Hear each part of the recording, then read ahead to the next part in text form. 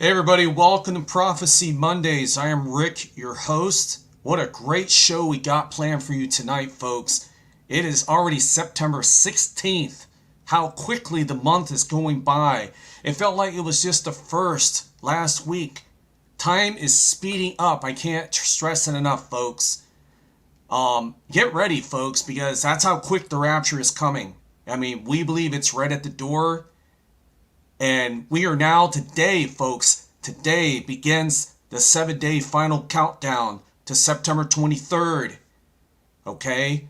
And that the Revelation 12 sign anniversary is coming up next Monday. Can you believe that? On the day of my show. As every week we come on at 8:30 p.m. Eastern Standard Time every Monday. Okay? That's why it's called Prophecy Mondays. And it's the 23rd is this coming Monday. What are the odds of that and the chances of a rapture of the church happening on that day?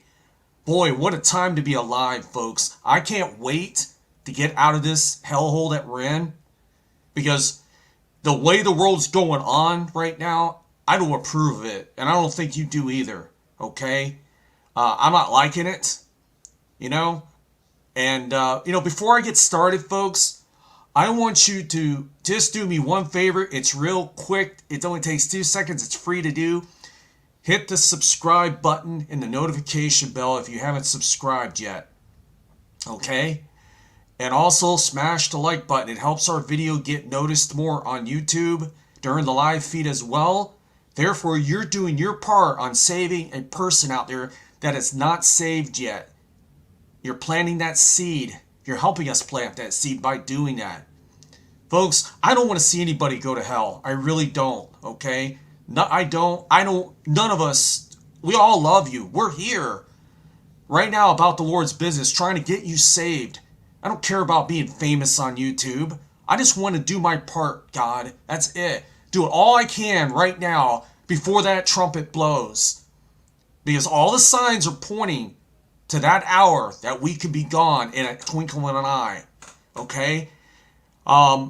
Just to let you know, we do have a special guest joining us tonight. I kind of went in on a short notice on him. Sorry about that. I was listening to his channel. He was talking about the Revelation 12 sign, September 24th or the 23rd. I don't know if you heard of Repo Man 64. He's got an awesome channel. Type that in and run over there and subscribe to his channel right now, folks, while I'm on here. He's going to be joining us, okay? I'm just going to get into the news, and then I'm going to bring in our two panelists. We also have Bob Barber joining us tonight, which he's on with us every week, End Time Dreams and Visions. And we also have Derek Drew with the Bible Study channel. He'll see his URL. I just kind of forgot it. Sorry, Drew. Or Derek. He'll be joining us as well, which he comes on with us every week. But Trump was almost assassinated again, folks. My father said this about a month ago, that they're gonna try every way they can, probably the golf course ideally, and my father got it right. A lot of people are saying that probably because there's not a lot of people around there. It's in the woods out there, folks. It's away from everything. But luckily, God saved him again.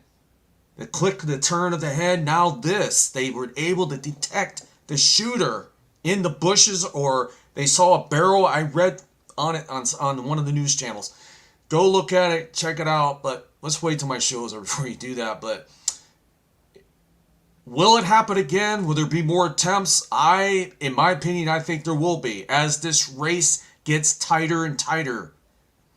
November 5th is coming quickly, folks. Okay? It is getting here fast. Okay? And the race is getting dirty. Okay? It looks like it is. Now, I don't know who's going to win. But right now, Harris is winning by a few points. Okay? Now, I'll keep my comments to myself, how I feel about all that, because I know how YouTube can be. But whoever wins, folks, God has a reason for that person to be in the White House. Because that's what's going to carry out the next moves that God's going to make in this world. It varies on that person that sits in the Oval Office. Whoever wins the seat, the president's chair, I should say, is going to bring about the outcome of the events, the turning events. That's like the top of the news tonight. Russia's president just came out, I think today. This is on Hal Turner. Let me just double check and make sure I ain't putting out misinformation here. I'm on his page. Flash. Russia to increase military to 2.3 million men. Okay, this is an unexpected move. Russian president is basically just signed a decree increasing the size of his Russian army. 2.3 million men, folks. Okay? Has NATO's chief gone delusional? That's what it says. IDF asked to seize Lebanese territory for buffer zone. Israeli defense minister says no hope for agreement with Hezbollah. Military action is only the solution remaining. Okay? Folks, there is no turning back to this war. Okay? There's a lot of military flight, a lot of military planes record high flying around over the world right now, especially over the U.S. And Russia's surrounding, I think, United Kingdom with subs right now. Folks, World War III is getting ready to happen, folks. But I know the rapture will be here just before that happens. God's not going to put his church through a nuclear war, folks. It just ain't going to happen. We're not going to get here and get nuked and cooked by a nuclear bomb. Okay? We're going to be out of here just before that happens. When the bombs go down, we go up, folks. Okay? And right around the middle of my broadcast, I think around 9:30 we're going to play it. I have a brand new video, folks, I just came out with. I just finished it today, right before I went to eat dinner. And it's getting released first on here. You people will be the first people to see it before we release it on my channel today, or tonight. And a little bit about it, and I'll say it again before we play it, that it's a pictorial video, a slideshow. I narrate it, and it's the aftermath of the rapture, what the rapture might look like if you went around snapping pictures of the events. And then it ends with a really glorious us being in heaven with our white robes after the rapture. It's going to be a great video. But get ready, we're going to show that in a little bit. I'm going to wait for the audience to fill up, and then we're going to do that. So, not too much going on in the news right now, folks. But I'm going to go ahead and let me just pull up his channel real quick. I was just on it before I bring him on, bring both people on. Let me pull up his channel and pull up these two guys' channel. I believe this is the channel we were just at. Yep, there's that one. And then I'm going to pull up Derek's channel. Okay, actually, just go to my subscription here. Derek, where are you? Well, you got to be in my subscription somewhere. Alright, hold on. There's another way to find it. Why is he not coming up on here? Give me 1 second, guys. It's not coming up. I can do it this way. Oh, there it is. It's kind of hidden on here for some reason. Okay. Alright, now. I got both channels up. And what I'm going to do is, while I have the panelists on, I'm going to show the channel. Let them talk about it just real quick. Alright, so we're going to bring on Repo Man 64, and we're going to bring on Bible Study with Derek. Derek is first name. We'd like to welcome both panelists tonight. How you doing, guys? Let's start with our special guest, Repo Man. Mike, nice to meet you, man. Nice to. Yeah, we've never been on together, so it's very nice to meet you too. I've watched all your stuff. Yeah, I just saw your video, and you were talking about the topic that we're talking about. I said, I got to get this guy on. He's live. He's available probably. And there you are. I appreciate you taking your time out to come to my channel. I appreciate you inviting me. It's an honor. How you doing, Derek? I'm doing great. Nice to meet you, Repo Man. Nice to meet you too. How's your day, Derek? How's everything going? It's been going really good. I've got a couple of thoughts that have occurred to me today that I think kind of tie in with your show tonight and tie in with what happened with President Trump yesterday. Both of them come out of the book of Exodus. Do you want to hear them? Go for it. All right. Well, the first thought that I've got is out of Exodus 10:7. That scripture says, then Pharaoh's servants said to him, how long will this man be a snare to us? Let the men go so that they may serve the Lord. Do you not yet know that Egypt is destroyed? And the thought that occurred to me, because your show tonight is about signs leading up to the rapture, and we're only a week out from this, the anniversary of the Revelation 12 sign. And the reason this scripture stood out to me was, this was, in context, this was the 8th plague of locusts that was announced. And so all the people are saying to Pharaoh, don't you even realize that Egypt is destroyed? So there are already 7 plagues prior to this, or we could call them 7 signs, because each one of those plagues was a sign that Pharaoh was supposed to let Israel go. And the 8th plague, there were people saying, don't you realize that Egypt is destroyed? That's kind of like now in America. There's a lot of people with a head on their shoulders that's like, dude, don't you get it? America is wrecked right now. Our economy is wrecked. We're letting, illegals just invade our country. We're wrecked. Don't you get it? We are wrecked. But so many people have hard hearts, and so they just don't see it. And we know that there had to be 2 more plagues. There was the plague of darkness, or the plague of, plague of darkness, and the plague of the death of the firstborn that came after that one. So, while their hearts were so hard, they still had 2 more to go before they got to the end of that thing. So that just kind of was on my mind. The other one that was on my mind out of Exodus, you may find this interesting. This was about, last night when I was on Shane's show, this Trump thing was kind of coming in real time. That's the first time I heard about it, was in the comments on Shane's show. And I was watching the news this morning, and something came across the ticker in the news, seemingly unrelated, that all of a sudden I put 2 and 2 together, and the Lord just laid something on my heart. And that was the scripture of Exodus chapter 4:24. Now, this is a very strange little story, because in this story, God met with Moses in Exodus chapter 3 at the burning bush, sent him back to deliver Israel. And in chapter 4, he's on his way to go, deliver Israel from, this was before his showdown with Pharaoh. And it says that God met Moses along the way, and he sought to kill him. And this is a strange little story. Well, the whole reason behind it was because Moses wasn't taking the covenants of God very seriously. He was supposed to be the deliverer, but he had not even circumcised his own son. And as it is, his wife had to do the job. And, she says, oh, you're a bloody bridegroom. So where this ties in with the whole Trump thing is this. I didn't realize this was what totally blew me away. Was yesterday, I saw it on the ticker this morning, yesterday when that assassination attempt happened. Do you realize that it was the 4-year anniversary of the Abraham Accords? I didn't realize that. And so all of a sudden I'm like, what's 4? That's a biblical number of creation. There's 4 directions on the compass, north, south, east, and west, the 4 winds and the whole thing. And so what I was wondering as I'm thinking about it, I'm not trying to say thus says the Lord or anything like that, but I was thinking about that first assassination attempt and how that was, to me, that was all grace. That was God just sparing Trump's life miraculously, I think in an attempt to humble him so that he could be the godly leader that we need. But unfortunately, I don't really think that happened. I think he's just kind of staying along the same track he's always been. And so now I see this, and don't get me wrong, I'm not saying like God was trying to kill Trump or anything like that. That's not what I'm saying.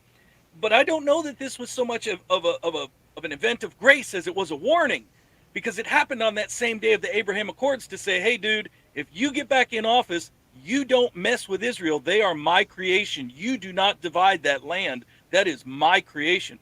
So that's just what kind of struck me today was wow. Just, make of it what you will. But that's what's been going through my mind today.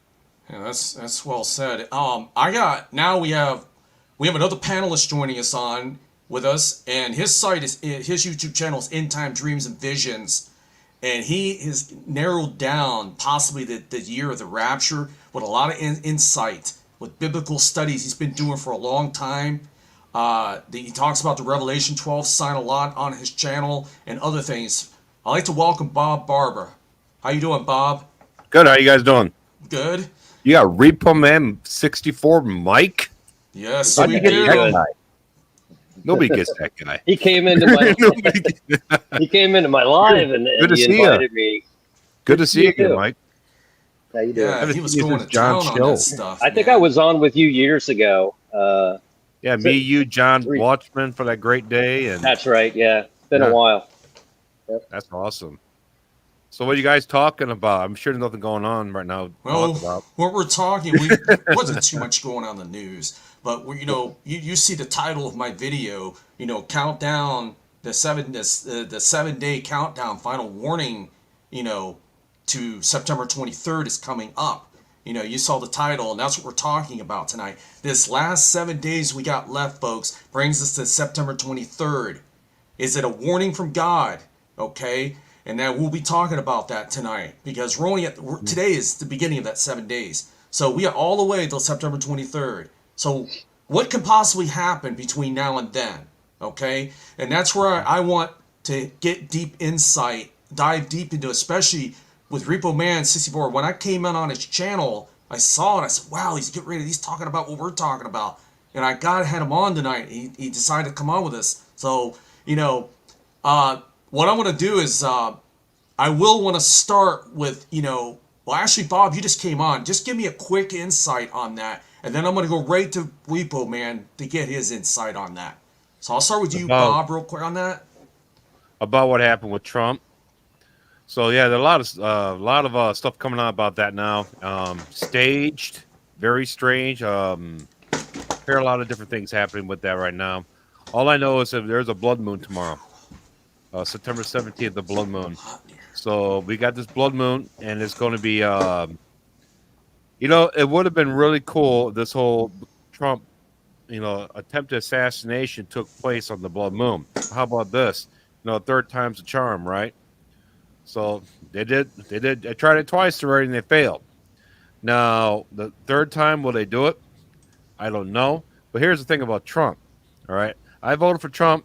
I'm probably going to still vote for Trump. Even though I know Trump has a dark side. But I do have to agree with the people are saying about Trump right now is the fact that guy got shot in the ear and there's nothing wrong with his ear now. You got shot in your ear, got clipped. I have friends with ear injuries in the military and people I've known. Even if you get your ear pierced, okay, that ear doesn't heal up that quick. Right, he had that thing on it for like 2 weeks, it was gone, and that ear is fine. Okay, so I know there was a ritual, a Jewish ritual, where the ear had to be circumcised or something along those lines. So it could have been when they shot at him, he ducked down and he put blood on his ear and they covered it, But here's the thing. That ear is not injured. There's nothing wrong with it. It's like nothing ever happened to it. So that's a big red flag. And the Bible says that there's a great deception coming that's so great that it may even fool the elect, but it doesn't. Okay, right now we are his elect in charge, and I'm not fooled by him. Okay, I don't trust him. But he's better than Kamala. So this is true of the lesser of two evils between Kamala and Trump. Okay. But as far as what's coming, though, we have a blood moon tomorrow. And we got the 23rd coming up. And it's almost 7 days from the blood moon till the 23rd. That's 7 days, isn't it? 17, 18, 19, 20, 21, 22, 23. Yeah, 7 days. So that blood moon's marking a 7-day count to the 23rd. So what do you guys think about that? These celestial signs are awesome. Wow. Brother Derek, great to see you again. Good to see you. I listened to you on Rev 5, and yeah, sorry I wasn't able to make it. My family and I get together once a month because my mom's really old, and we don't know when she's going to go. So we started this whole thing where we get the whole family pretty much has a Thanksgiving dinner every month. So that's basically what I do every month. So once a month, I will miss Rev 5. But I listened to the broadcast, and you mentioned something about, and you sent me that information about that new moon, that asteroid that's going to be circling the Earth. How weird is that? That's totally weird. The moon, and how many moon dreams have I come through? I got to do a compilation of moon dreams, and I'm put them out pretty soon.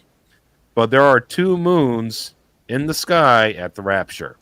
That's a very common occurrence I've seen on my channel. What was that again? 2 moons? We have 2 moons at the Rapture. I've had dreams about more than 1 moon several times the past 2 years. That's where thhere coming from. Wow. Thanks, Bob. So God's paid. So look, when God gives us dreams and visions, He said, "Okay, this is what's going to look like. This is what's going to be going. This is what's going to be going on." So He gives us these dreams that are symbolic about everything that's going on right at the Rapture. And I couldn't quite figure out that 2 moon. People were thinking to themselves, maybe it's like 2 moons within a month's time. I thought that was pretty good.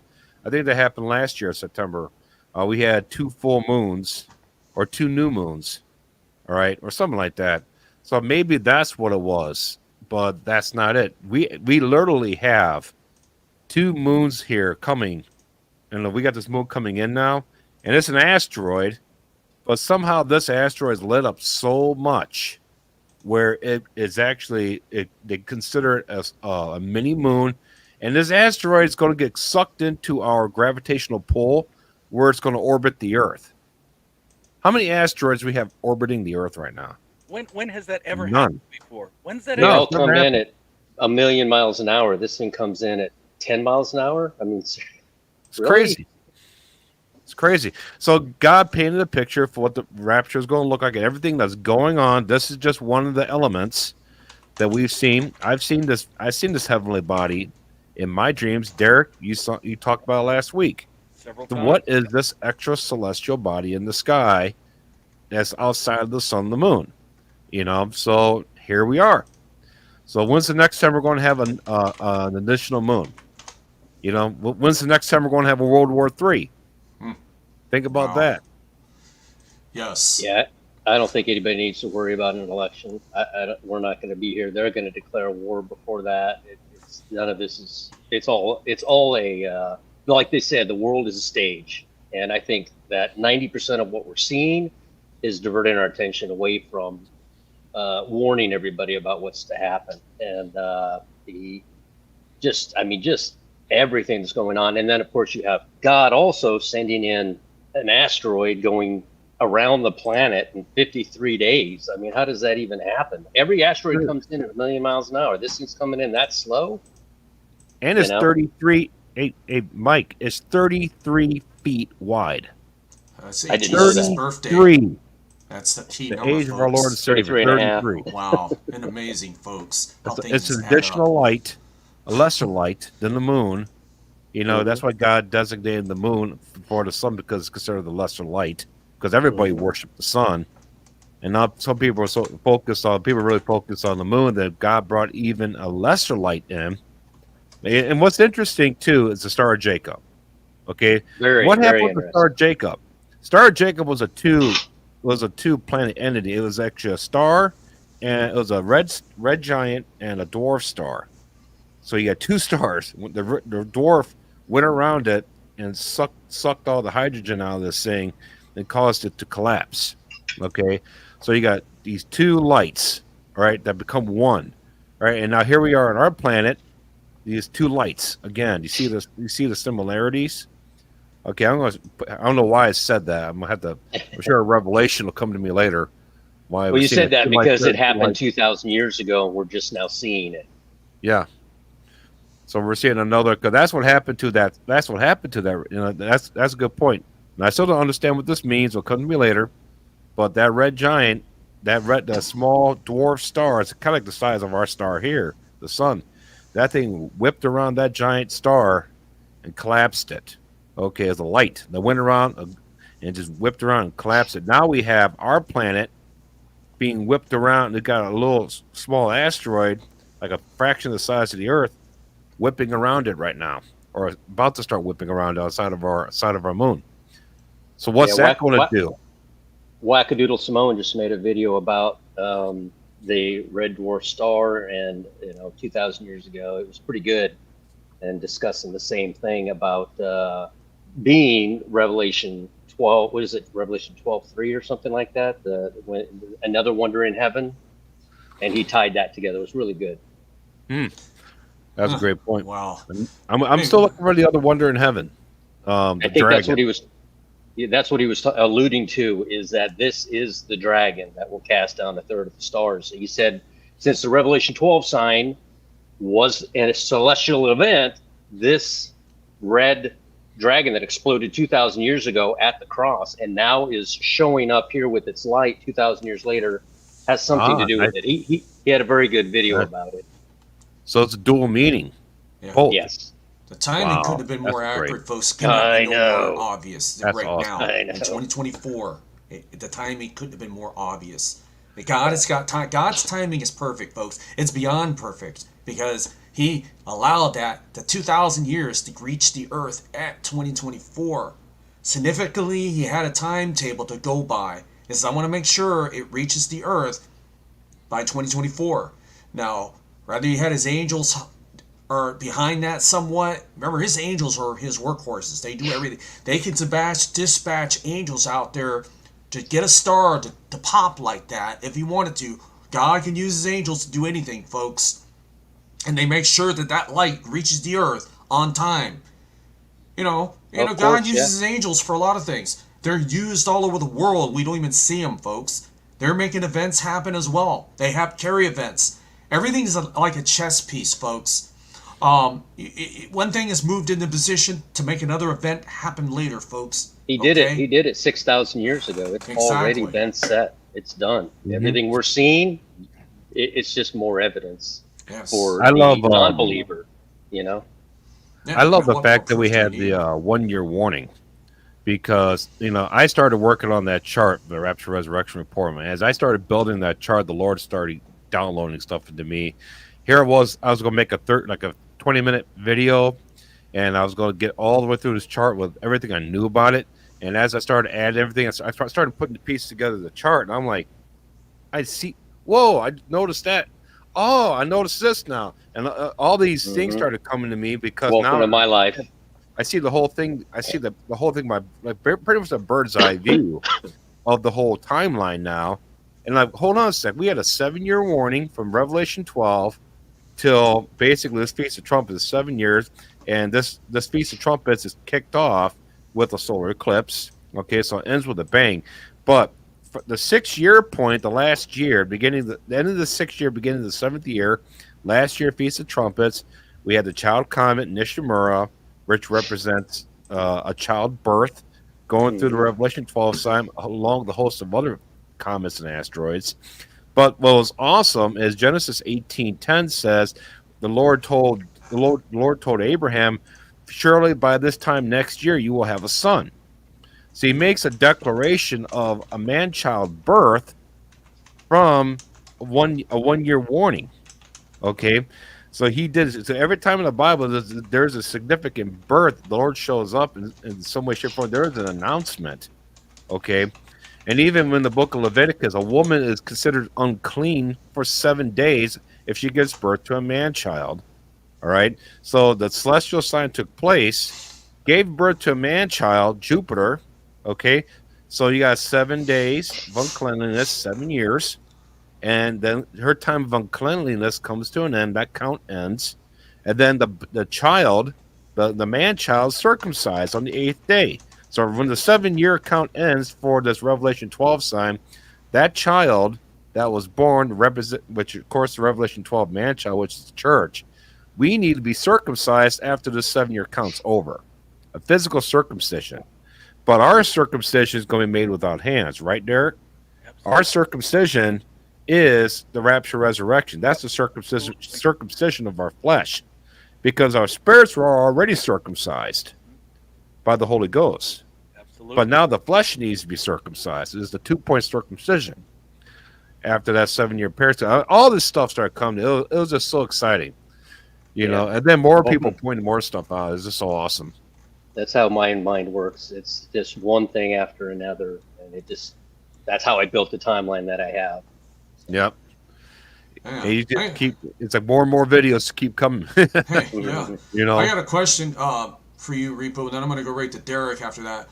What are your thoughts on this 7-day warning? What do you think is going to happen? What could happen? What are your thoughts? So as you know, I will always direct it to the timeline, and it's a simple argument. When was the Feast of Trumpets last year? September 15th. When's the Feast of Trumpets this year? September 15th. When is the Revelation 12 sign? And if you look at the Revelation 12 sign, it is the night of the 24th, not the 23rd. They were trying to turn that into the Feast of Trumpets because they saw the first sliver, and so they were trying to turn it into the Feast of Trumpets, when actuality, it's on the Day of Atonement. And it's always on the Day of Atonement. The Revelation 12 sign happened on the Day of Atonement. What are the Jews looking for on the Day of Atonement? They're looking for their Messiah. This time they're going to get it wrong. 7 years from now, when their time comes on the Day of Atonement, they're going to get it right. When is the anniversary? Well, it's when the Revelation 12 sign happened. So I'm always going to gear it towards the timeline. I don't like get into arguments over everybody else's, but the same thing with October the 3rd. That is not Tishri. If it were, that would mean from last year Tishri 1 to this year Tishri 1 would have been 383 days. There's no year that has 383 days in it, but they follow that moon.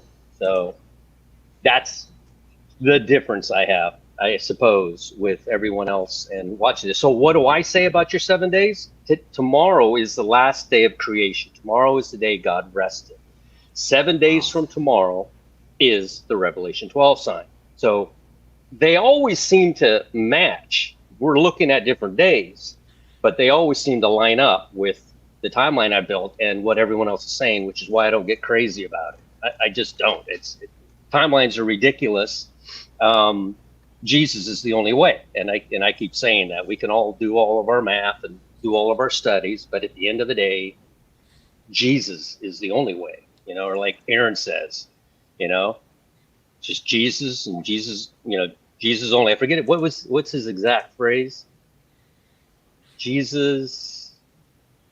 I've got Jesus blood and blood only, or something. I forget exactly what he says. Well, there's a lot of things he said. According to your timeline, Mike. Jesus, that's it and that's all. There you go. Oh. So that's interesting. So according to your timeline, when is the Feast of Trumpets? Feast of Trumpets already passed on the 15th, just like it came last year on the 15th. 1 year later, it's on the 15th this year. Last year, my timeline matched the Hebrew calendar. This year, it doesn't. I'm trying to figure out where they got the extra 23 days from. But when you add those 23 days in, from last year's Feast of Trumpets to this year's Feast of Trumpets, which should have landed on the 15th, they come to October 2nd, which would be 383 days. So it's just the way my brain works. I think that for me, God is more solid, and he is more like, he wouldn't jump around like that. Like, when's your birthday? Your birthday doesn't change every year based on a moon. The moon is there for blood moons and for eclipses. I don't think it's there to set a calendar. I don't think that was ever its purpose. Otherwise, it wouldn't go around the earth in 354 days. It'd do it in 364. Yeah, Mike, I got something I want to ask you real quick before I go to Derek.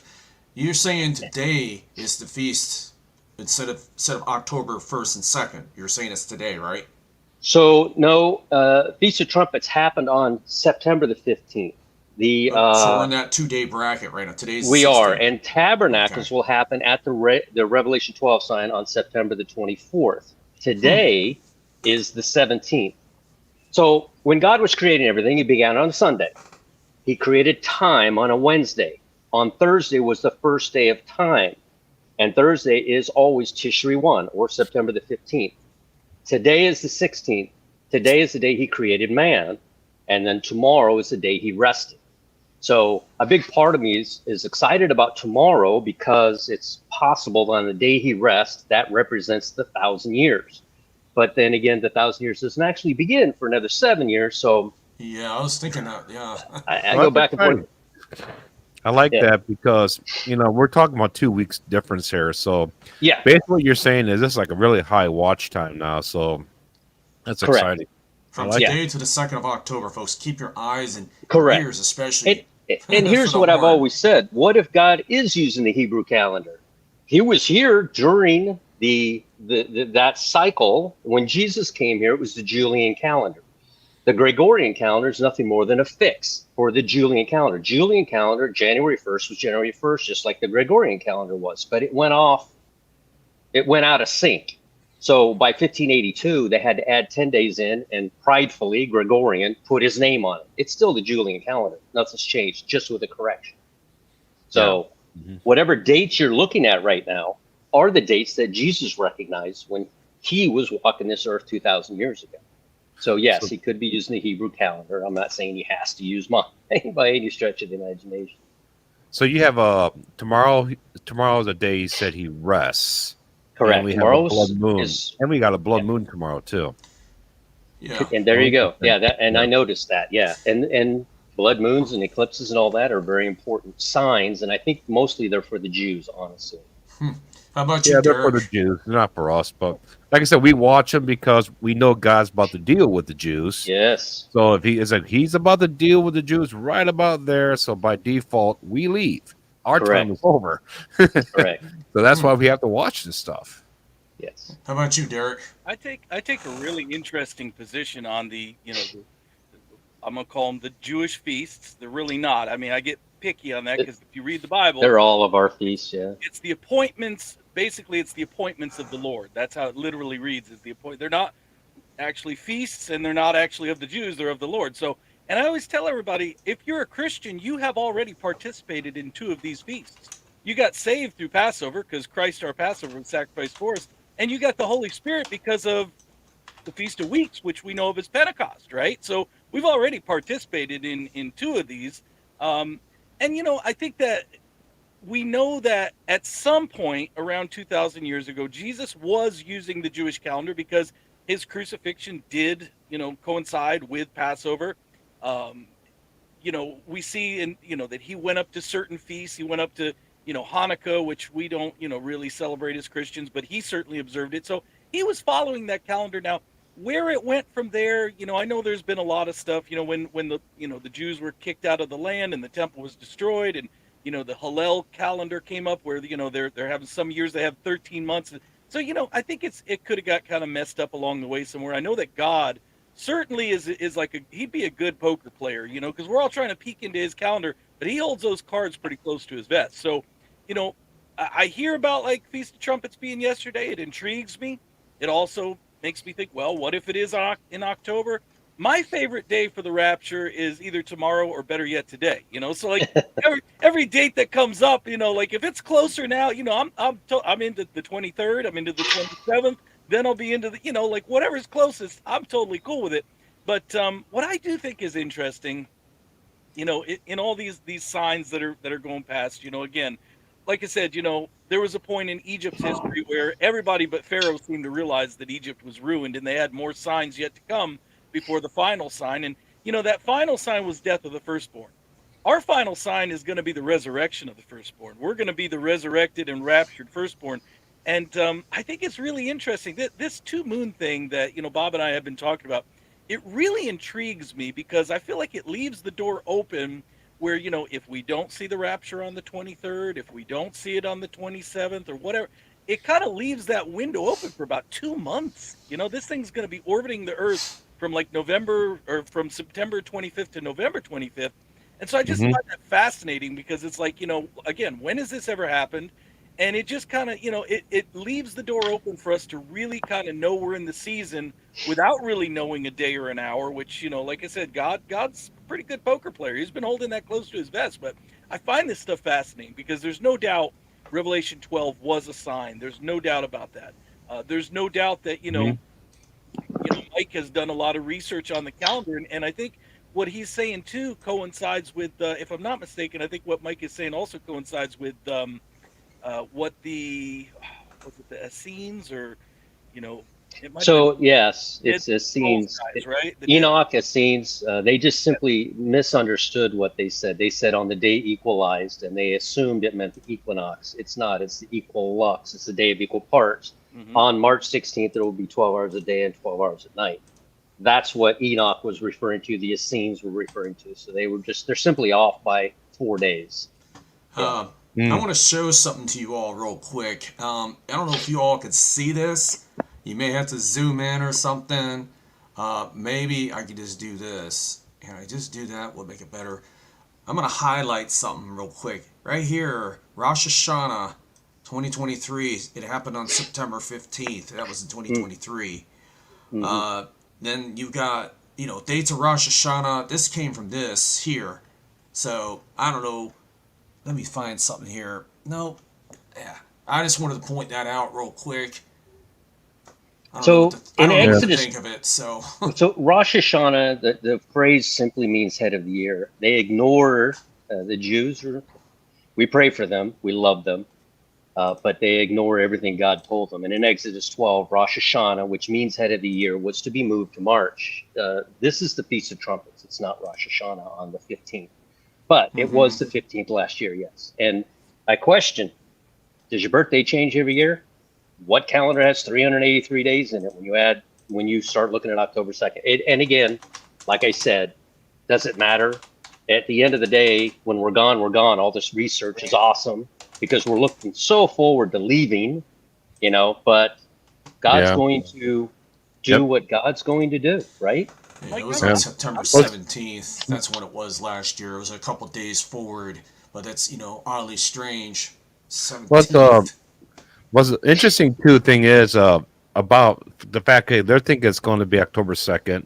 All right, but be it as it may, you had a solar eclipse at Nisan 1 this year, and then you have a solar eclipse at the Feast of Trumpets. Yeah. So that was on April 8th and 9th, right around there. So the solar eclipse is right there, and that was the sign of Jonah. And then we have a solar eclipse again. So you have it on 1/1 and then 7/1. All right, so you have the head of the year, both head of the year. Both head of you had the head of the agricultural calendar and the civil calendar, right, Mike? So that's what they're going off. So you got both heads of their years. The day one of each calendar is marked with a solar eclipse this year. Yeah. Now what does that mean? I don't know. I don't know what that means. Mike, I'm really glad you brought that up, though, because I think this opens up for an interesting topic for discussion because you are correct. Rosh Hashanah meaning head of the year. It's technically what we're looking at is Yom Teruah in the Hebrew, which is the Feast of Trumpets. Rosh Hashanah means head of the year. And you're correct in what you say about Exodus 12, where God said to Moses, he said, this will be the head of the year for you, meaning the Passover. Okay, we're referring to the month of the Passover. And so I've always kind of wandered between, will the resurrection rapture be around the springtime near the Passover, or will it be in the fall near Yom Teruah? And so, and again, I don't know. I'm just speculating. I'm just throwing this out there. But, the Jews actually have tradition. They believe that Yom Teruah, what we would call Rosh Hashanah today, that was actually the time of creation. Okay. It is, yeah. So what I find is interesting is in Exodus 12, when God says to Moses and to the Hebrews, this will be the head of the year for you, he's saying for you. He doesn't say for me. He says for you. So I wonder if he's still keeping calendar. And here's the reason why I say this. I'm a big proponent of, kind of like the 6,000 years of man and then the 1,000 years of rest, representing the Sabbath cycle, 6 days of work and a day of rest. And so from my mindset, what I'm saying is, let me get up closer to my mic. Somebody says they can barely hear me. So hopefully you can hear me better. What I'm saying is like, let's just think from our mindset. Okay, what we understand. We understand like January 1st through December 31st is our calendar year, right? So if I were God and I created the world and I created it on January 1st, and now the clock starts ticking. 1 year goes by, 100 years go by, 1,000 years go by, 6,000 years goes by. When would that 6,000 years end? Wouldn't it logically end on December 31st, right?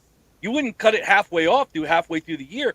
So that's why I always get to wondering around this time of year, is this when God, because he said that's the beginning of the year for you, but he didn't say for me. So maybe this is on his calendar. That's just thoughts I had, Yeah, it's possible. Anything's possible. Well, guys, I just pulled up something else. It's from Quora. That's Quora. And I'm not going to put it on the screen, but it's right here in front of me. It says, is the rapture going to be on September 16, 2024? And they're saying, and these people are actually talking about, it's a big discussion group going on. And then I'm going to share this link in the private chat. You guys can just look at it, whatever. But it was kind of interesting. He said September 16th this year. I don't know, man. What's going on with that? So why are you saying that date? 3 more hours. Yeah. Well, it's just another around the globe would have to be completely changed over. But yeah, if God chooses a time zone when to do it, I would assume that he would wait till all the time zones have been flipped over to the next day. Yeah, what is that? 2 hours after California, isn't that? So if it's who was the last time zone to roll over? 7:20. Yeah, the last. I think it's 2 hours after California. Yeah, then it's officially the next day, completely around the globe. Yeah. But God's a patient God, folks. He could burn this thing out to the last day if he wanted to. He will too. Yeah, He's nuclear killing us. war I can think he's happen in going to 24 ring hours. this thing all. We're going to stay here as long as he possibly can keep us here. So that's why we need to be busy. Because the gift of salvation is a free gift right now. Yeah. So it sucks for us. Okay, it's like, all right, we're in the boat. Let's go. There you go. But more people got to get in this boat. So you sit there and wait. Well, you think of your wait.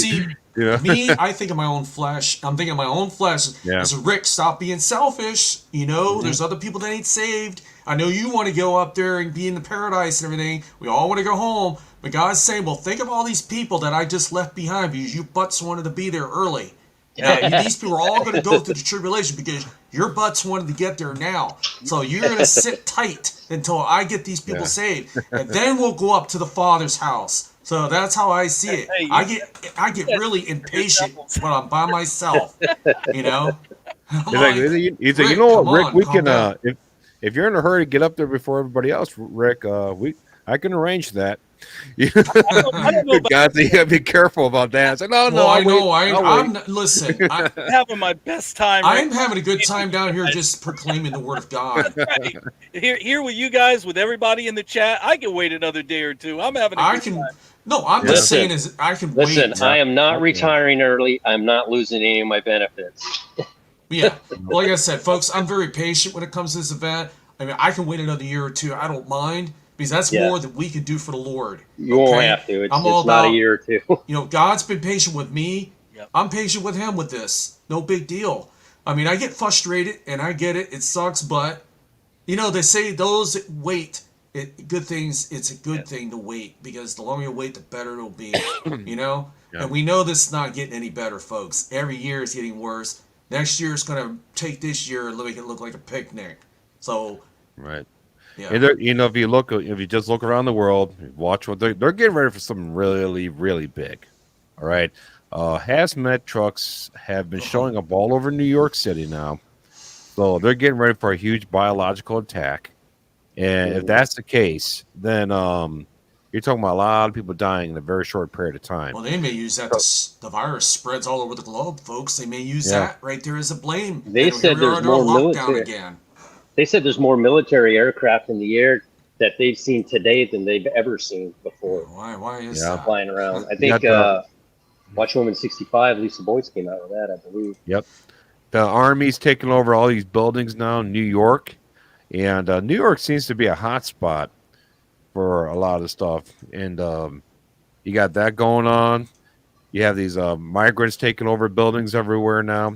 And I've said this before, after the rapture, there's going to be this huge surplus of homes and vacant properties and everything because we go home to our true home and leave this dilapidated place alone. They're going to be fighting. Everybody's going to be jockeying for position, taking land, establishing themselves, no-go zones and stuff like that. So they're getting ready. Okay, everybody, they're all getting ready. The Muslims, they're getting ready because they want to get into these homes and stuff like that. Our military is getting ready. World Economic Forum's getting ready. Everybody's getting ready right now. Yeah. Just so you know, everything is getting ready because God is pushing the chess pieces in place. He knows whatever it is, God knows. We don't know. That also could be why that is getting ready. If it's the rapture that's getting ready to happen, then that could explain all that. Because a lot of things can get ugly on that day, folks. There could be a lot of toxins that get released in the air, especially in New York, because of the rapture. Now I say, well, how can that do that? Well, the power could go off. A lot of things can go out. Because people could vandalize things. And they're saying, well, they think people could release toxins in the air just for vandalism alone. Because they think it's the end of the world already. Now, a lot of things that go wrong on that day. It's going to be a terrible day when that happens. A lot of stuff can blow up and cause toxins to go. So they're got to be ready, on standby. FEMA, emergency group. They're getting ready for something. Is it the election day they're getting ready for it? Possibly. But if it's all over the globe they're doing this, and they don't really know, then it could be the rapture, folks. If it's just in one state, maybe. You know? The Bible says that every eye will see him. okay, coming in the clouds. So people ask, how is that going to happen? The world's turning. You got people here in the West, people in the East. How about there's nobody living in the West by the time the end of the tribulation? Because the West gets decimated during the trumpets, I believe. Third of the earth's crust, third of the trees. The Western nations makes up a third of the trees, makes up a third of the earth's crust. Okay, so I think these judgments, the seven bowls of wrath, the seven trumpet judgments, kills everybody in these Western nations. Everybody dies here. Okay, and then God focuses on one side of the earth, which will be the east. That's why when the earth faces Jesus, it's only the east side of the earth that sees Jesus coming. Okay, because there won't be anybody. There won't be anybody on the other side of the earth. I thought about that. Some people say, "Oh, the earth will spin really fast, so everybody will see woof, woof, like an oscillating fan." That makes no sense at all. But nobody. The Bible says every eye will see him, unless somebody has a camera, or webcams pointing. I don't know. But the only thing that makes sense to me is nobody is alive in the Western nations, because nobody was alive in the Western nations 2,000 years ago at the pause of Daniel's pause of the prophetic timeline, 69th week. There was nothing going on in the Western nations. There's nothing here but Nephilim. That's why he was going to destroy the Western nation, because all the Nephilim are over here. Okay, now he's like, I still got to destroy the Western nations. So, what Western nations get destroyed? No one's here. Yeah, Revelation describes two mass killing events. The first one is a quarter. We have 8 billion people, so that's 2 billion gone. And the next one is 1/3, and that's a third of 6 billion. And we have another 2 billion gone. So basically, it's saying that half the planet will die. 4 billion people. Right. Yeah, my father and I were just talking about that today, that my father thinks that half of the world's population will be killed off during the tribulation.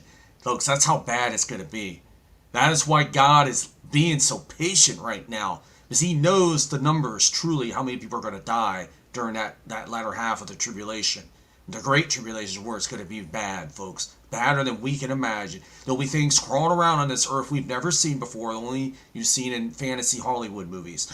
Remember, God said that their hearts would fail them for fearful sights. What are these fearful sights that they're seeing causing them to have heart failure? It must be something pretty scary, folks. Now imagine that. Now you should be glad that the rapture probably hasn't happened yet for because those little people just need a little kick in the butt to get saved. And if God says, well, all right, Bob and Rick, come on up. Everybody come on up. Wait, I could have been saved. We're sorry. Bob and Rick want to go home so bad. No, folks, let's be patient. I'm sorry, guys. That's why we're not in charge. Yeah, well, I know, right? That's why we're yeah. That's why you're down there making YouTube videos, Bob. Yes. You're not. I'd be like, sucks to be you. See ya. Rick, can I ask talking about those creatures, I had a very creepy, messed up dream a few nights ago. And essentially, have you guys ever seen that movie Quiet Place? It's these creatures, these things are like 8 feet tall, 4 legs. They're just disgusting looking things that will walk around. And these things are essentially they're demons that just kill anything that makes noise. Okay, so you gotta be very quiet. Wow. So and the thing is, I'm seeing these exact same creatures used in other movies like Tomorrow War. Same type of creature, same type of body build. So what are they trying to do with this predictive program? So anyhow, in my dream, I was in my house here, and for some reason my brother was here, and he just yelled. He's like, "They're here." There's one here, and all I heard was like this, and I heard his voice before in a video, like a skinwalker voice. It's like, and I hear this thing, and this thing shows like it's coming up my driveway, and I was like, and that's not the first time I had this dream. I've had a bunch of these dreams, and it's like you have to be strategic. There's one time I was trying to run from these things in a church, and these things had trouble getting up the stairs and everything. But here's the thing: I think these creatures are going to walk the earth, And there's a reason why nobody survives here in the Western nations, because these things are let loose. And you might be able to avoid Tomorrow World nuclear War. war. Yeah. That movie, Tomorrow World, the war. Yeah. Oh, that movie was dead on. Those things were demons. They shoot like spikes out of. They're called the white spikes in the movie. Mm-hmm. That is exactly, folks, what he's talking about. Those things killed off the whole world's population, folks. That's just only the tip. Now, whether God's going to release something like that where it gives nobody a chance to even get saved, probably not. That's something that crazy, but along the lines. Now, guys, I need to cut you all off for a minute because I want to show this exactly at 9:30, right in the middle of my show. Derek, I will get back to you on that question you had for me when we come back. Mm-hmm. I want you all guys to check this video out. I just completed it a few hours ago before I came on. You're going to be the first people to see it live on air before it gets released on my channel after the show tonight. It's a pictorial journey through the aftermath of the rapture on visual AI. I did visuals into AI to do this, and I did it in Photoshop. I put extra in it a little bit and stuff. And then it ends with us being in heaven with our white robes. What an amazing pictorial journey. And I'm going to show this to you. People, you need to check this video out. I'm going to show it to you right now. It's amazing. I'm going to have to get off because I got to work early in the morning. I really appreciate everybody inviting me. We'll upload it later for you, Repo Man. You can see it then. Okay. I appreciate everything, guys. I'll be watching. Okay, Repo Man. Or Mike, it was great to have you on. You can come on next week if you want with us. And it's over every Monday at this time. Yeah, 8:30 p.m. Eastern Standard Time. You're welcome to come back. All righty. Thank you. All right. Good night. Good night, Bob. Or good night, Mike. Okay, guys. I'm going to go ahead and show it. And just check it out, Bob. You'll be blown away by these pictures I did. All right, here we go, guys. Folks, what I'm about to show you is nothing short of the truth. I'm about to show you an illustration of a series of pictures that I've created. That is what I think what the aftermath of the rapture of the church would look like, and what it would look like if you were to take a photograph of each incident that takes place right after the rapture of the church. Let us journey now, folks. Check it out. Folks, in this first scene, what you're about to see is a dramatic illustration of multiple car wrecks, plane down airplanes, and people's clothes that are left behind because the bodies are only taken, not the clothes.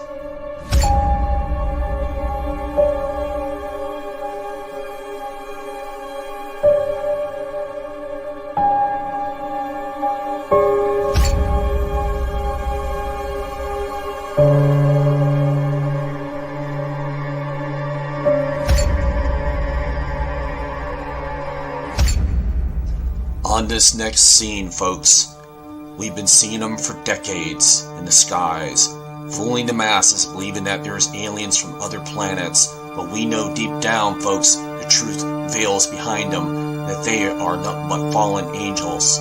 They will show up on the day of the rapture, I believe. Right as we go, they will show up, folks. Get ready, folks. Indulge yourself, because this is nothing short of the truth as you see this next scene unfold.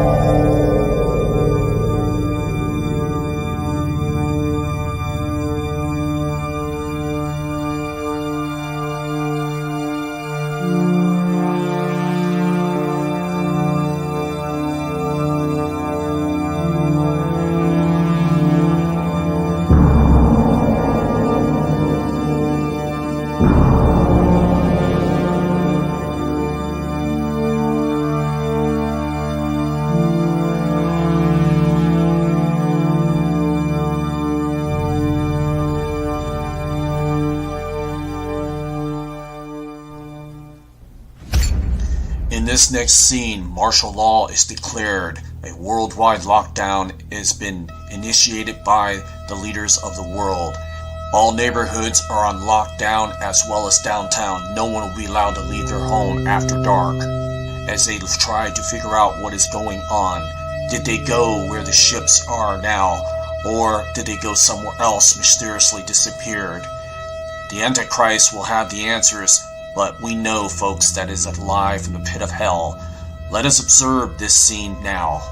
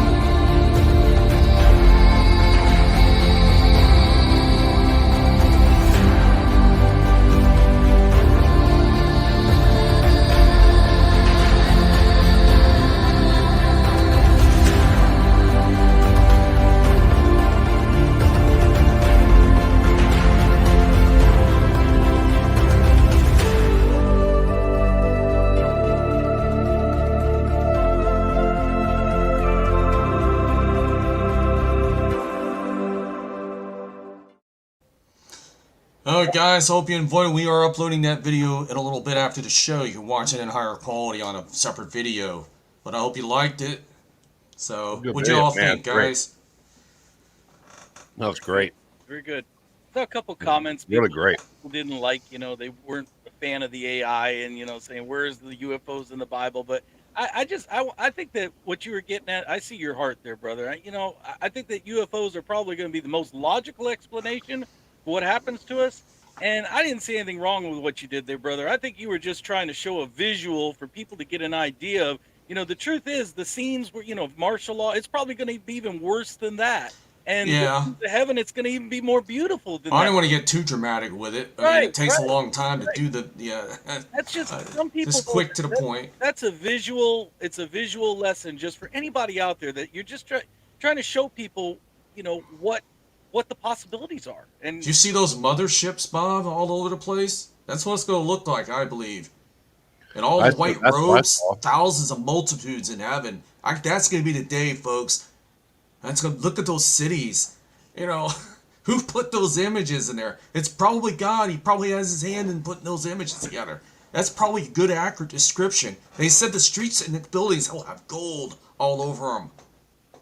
Somebody needed to see that, Rick. That's all I can tell you is I know somebody out there needed to see that. So well, that's a word. It's very encouraging to watch. You're down about the rapture? Watch that video. Yeah. So yeah. Well, I got a question for you guys, and I'm that question, Derek. I'm curious what you think, and I'll tell you why I'm asking it. Okay, so after the rapture, when the church is gone. Conceivably, the restrainer, the Holy Spirit, is gone in the sense that we know him now as part of the church, indwelling the church, okay?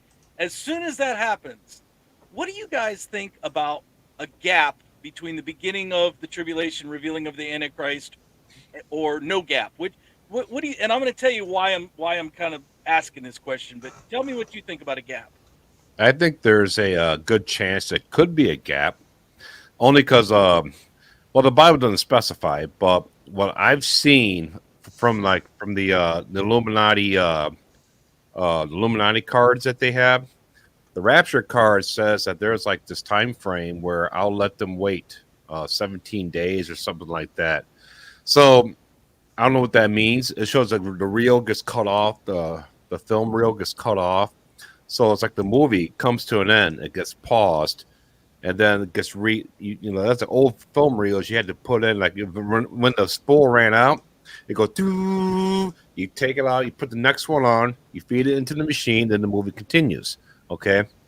So maybe that's what they're getting at. So it looks like to me that and that might be the case, but from a logical sense though too, right after the rapture, everybody, you got people disappearing everywhere. You got kids, especially all the kids gone, and that's going to freak out all the left behind parents. All right. So the moment that happens, with all the crashing cars, crashing trains, crashing planes, crashing everything, failing power grids, if the grid is still up, everything that's going on, the whole Earth engine just comes to a halt. Okay, everything's going to fly everywhere. All right. So in that moment, in that day, nobody's going to be I don't think anybody's going to be have a cool level enough to sit there and listen to some guy say, I can fix all the problems. It's like, you know what? That's great. You can fix a global problem, but where's my kid? All right. I'm going out looking for my children. I don't care about you and your global conquest. Shut up. All right. So nobody wants to hear, but I think what's going to happen, people are just, this is going to go down, the rapture, and everything it's going to bring. And then it's just going to be this time of chaos where it just sinks in for everybody.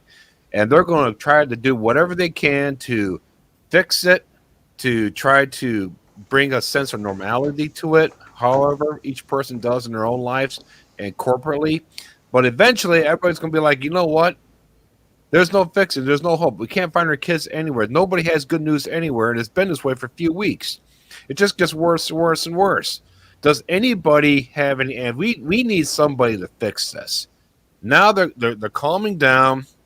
They're like, okay, they kind of, as you ever see that person, they're just like, all right, what do you got? Right? They exhausted all their options, and they're just literally exhausted.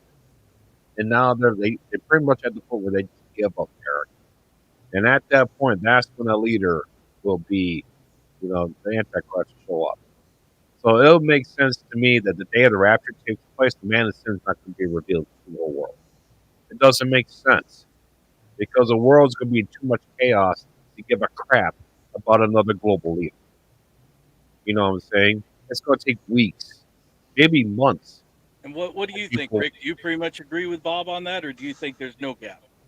Okay, well, first off, a lot of people they'll be in a state of shock first day it happens. A lot of people are a lot of people will be locked in their houses, locked in their doors. Some people will be in their closet with a baseball bat or a shotgun and protecting themselves, hoping that doesn't happen to them. But people vanish, when somebody vanishes in front of you, and you don't know nothing about the rapture, it's going to scare the daylights out of you. And you're going to run in fear. And that's the first thing you're going to react. You have a heart attack. Some people are going to have heart attack. A lot of people are going to have heart attacks on that day when it happens. Fearful sights. That's already the first fearful sight. Okay? And then God hasn't even gotten started yet with the tribulation. So, and, you know, it's going to be chaos. I don't see the 7 years starting on the same day because they got to unravel the situation. They're trying to get down to what has happened because every news media outlet will be glued onto this event. It'll be broadcast on every station, every television broadcast in the world, and no one's going to have time at the moment to sit down and discuss the peace agreement when you got people running around all around you screaming. That's not going to happen.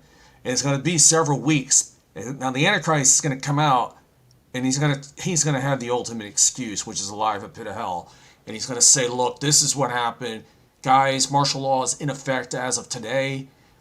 Just like in my pictorials you saw, it's going to be everywhere, and the airports will all be grounded because the planes will be down everywhere. Travel will come to a halt on that first day, and there's no way they can travel to and from. The Antichrist ain't going to be able to fly all the way out to one place, and these delegates ain't going to be able to fly out to the meeting spot to do their agreement on day one. So we already know there's not going to Good be, point. it's going to be a gap. There ain't going to be no gap. I mean, I'm sorry, there is going to be a gap because everything, transportation is key to getting together to sit down in one area with the Antichrist to make an agreement. You can't travel, there's no agreement on that day. So we already know that there's going to be a gap somewhere. Now, till everything settles and you get the situation under control, then they'll reopen some airports and delegates and big people. Antichrist will have his private jet. He could probably work out something where they can all sit down. I say a couple weeks, maybe 3 weeks, then they'll have this thing going. 7 years will start probably within 3 to 4 weeks. All right, so here, and this is why I asked. There was a point in me asking the question. This is why I asked. So, and I think we should draw a difference between a gap as far as the world accepting the Antichrist and a gap as far as God. When Jesus opens that first seal and allows the Antichrist the authority to be the Antichrist, which, I don't think there's a gap there. I think that when the rapture happens, the devil is chomping at the bit right now. And I think that, that first seal will be open immediately after the rapture. Now, it may take people a little bit of a while, but this is why I brought this whole thing up and why I think it's really interesting. Because, again, it kind of goes back to these fall feasts, these high watch days. We were talking about it earlier. So we know that Jesus fulfilled the spring feast. He was crucified on Passover. He was resurrected on first fruits. That's why it was a Sunday when he rose, because that was the day of first fruits. And then he gave the Holy Spirit on Pentecost. So we know those, he's already kind of dealt with those.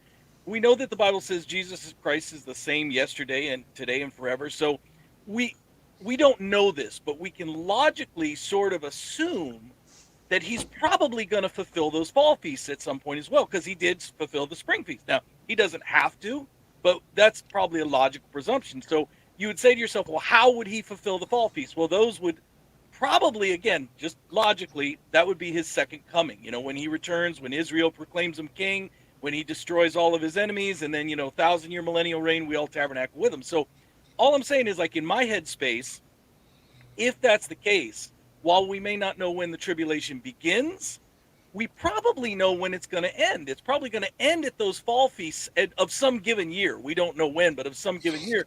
So then, like, back up 7 years. If we know when it ends, kind of when it should start, right? I mean, so the tribulation should start in the fall. Now, I don't know this. This is all speculation. And again, God can work this thing out however he wants. He could rapture the church in the spring, and then all of a sudden there could be a 6-month gap and the tribulation doesn't start until the fall. There's any number of ways he could do this. But I just think it's interesting because I think, like, the devil, he's going to want to get a move on as quick as he can with his man. And, that's just a speculation I have. But that's why I asked. That's, You think that possibly that if the rapture took place, that's a good point. So let's just say the rapture took place on October 2nd, the Feast of Trumpets. Okay. That's when it took place. And boom, you had a group of rabbis with the Antichrist behind closed doors that they did a deal behind closed doors right at that moment. They knew it was coming, and the Antichrist, the devil, you got it where it's okay. As soon as everybody's taking, boom, within 20, 30 minutes, a small group of rabbis, leaders, and they do the covenant with many. But I think that's all it takes, though. Right. It'll just take a few people. I mean, how much stuff do they get that's so dirty but so impactful that they do it behind closed doors, or like our Congress does on a Saturday night? I was gonna say, they do it to us all the time. Exactly. Yeah. Well, I'm going to tell you how that's possible, folks. I'm going to tell you how that could be possible. The only way that's possible, we have the internet. The internet will not all be cut off. It'll only be cut off to the public. But the Antichrist will have a secure line. All he has to do is do what they call a virtual sign over the internet. That's how we sign our lease. We do virtual sign. You just click a tab and you put a signature on there. That's how you do. Just click it. All the Antichrist has to do is go on the internet and say delegates. Let's say I'm the Antichrist. Bob, you're Israel. He's Palestine, and the rest of the world. We're all meeting, and everybody click your mouse and sign the agreement digitally over the internet. And then it shows up on the screen that everybody signed it. They all look at it, say yes, I agree. The agreement starts. That's the only way it can happen digitally, virtually over the internet within 24 hours at the rapture. We have that technology. I won't rule that out. But the world is going to be in a big mess on that day, and I don't think anybody's going to have time to go to their television at the. Well, they do. They'll be looking for answers. The Antichrist is probably not going to do anything right away. They may sign that agreement in secret, and it's already started. Now, God is a patient God. Is he in a hurry to start judging right after just something major's happened? Like, probably not. He may give a little breathing room for a couple weeks. Okay, God's got all eternity, but not us, because we're only lived a certain amount of years. But that is possible. It could happen, but it has to be done virtually. But that's a good point. It's called e-sign. That's what it's called. Yeah. You don't even have to fly out. They could be together, but the Antichrist is more of a face-to-face kind of guy. He probably, because remember this, folks, he has to be there present with them because he can work his powers over him. If you watch the movie Left Behind, Kirk Cameron, the one that came out in the 90s, the Antichrist was able to go in there. There was a round table, the security guard incident with the gun. He waved his hand, and they all agreed with the Antichrist because he used his hand supernaturally. That is what I believe. He'll be there present when he does that agreement, because they're automatically going to agree with him because the supernatural presence that he'll have over these people, because Satan's in them. That's why I still think it'll be virtual, or not virtual, will be presently in person. So I still think there'll be a gap, maybe a couple weeks, maybe a week at the longest. It's up to, the Antichrist is going to come on TV and say, look, guys, it's been a week. Everything's, he can bring ease quickly to the crowds because he'll know what to say. Because Satan will be in him. Because everybody's going to want to know what happened to everybody. And he's basically going to be like the first guy to actually have a full-blown answer. I don't think some random fallen angels will be like, okay, we took everybody and you need... I think it's orchestrated. Satan's like, everybody shut up. Nobody talk. I'm the one talking now. We got one chance at this deception to do it right. Okay, these people are going to be chomping at the bit over the next few days or weeks because they want to know what happened to everybody. Nobody's going to have an answer. And then the very first person that's credible, that's going to come forth that has a supernatural presence, because I guarantee you this, some general from a U.S. Army, nobody's going to respect that guy. I mean, we don't respect them now, because they're all woke. But some general speaks like, yeah, I'm some natural, regular guy, and this is what happens. We're not going to respect you. You're not supernatural. There's nothing supernatural about you. Okay? This was a supernatural event, guy. Okay? We need to talk to a supernatural person. When somebody supernatural shows up, like the Antichrist, they're like, okay, this guy is supernatural. This guy has supernatural powers. This guy is different than any other human on earth. So this guy, whatever he says to us, has to be true. So if he tells us, yeah, we sent them to another planet to re-educate them, and we're going to bring them all back, but in order to do that, we have to get you guys up to speed, fourth density, and all this crap. And once we do all this stuff, then we can bring everybody back. So what will be a really good idea is everybody start getting ready to take this mark, all right? And think about that for a minute. Let's say the Antichrist shows up and does that. It's like, okay, everybody, we need to start upgrading ourselves to fourth density. And you have to do this in order to see your family again, okay? And he's not lying because they are coming back. See, he's not lying. He's like, oh, I know they're coming back. But they're not coming back because I'm bringing them back because I know Jesus is coming back. He's bringing them back with them. But he's going to tell me, yeah, I will bring them back. I'll have them come back. All right. But you got to take this mark so that way you can coexist with them. Okay. Now think about that. You want to see your son again. You want to see your daughter again. You want to see your siblings, whoever it is that you lost is important to you. And you're going to have these people say, don't take that mark. Make sure nobody takes that mark. And you're like, hey, if we don't cooperate, I'll never see my sons again. I'll never see my kids again. Hey, come arrest this guy. Because now they have like, we want to follow this thing or else we'll never see our kids again. Okay? So they're really going to hate the tribulation saints. They're going to be calling them out everywhere. All right? You see how that's going to work? I mean, what kind of incentive would they have to try to rat you out, Derek. I mean, what?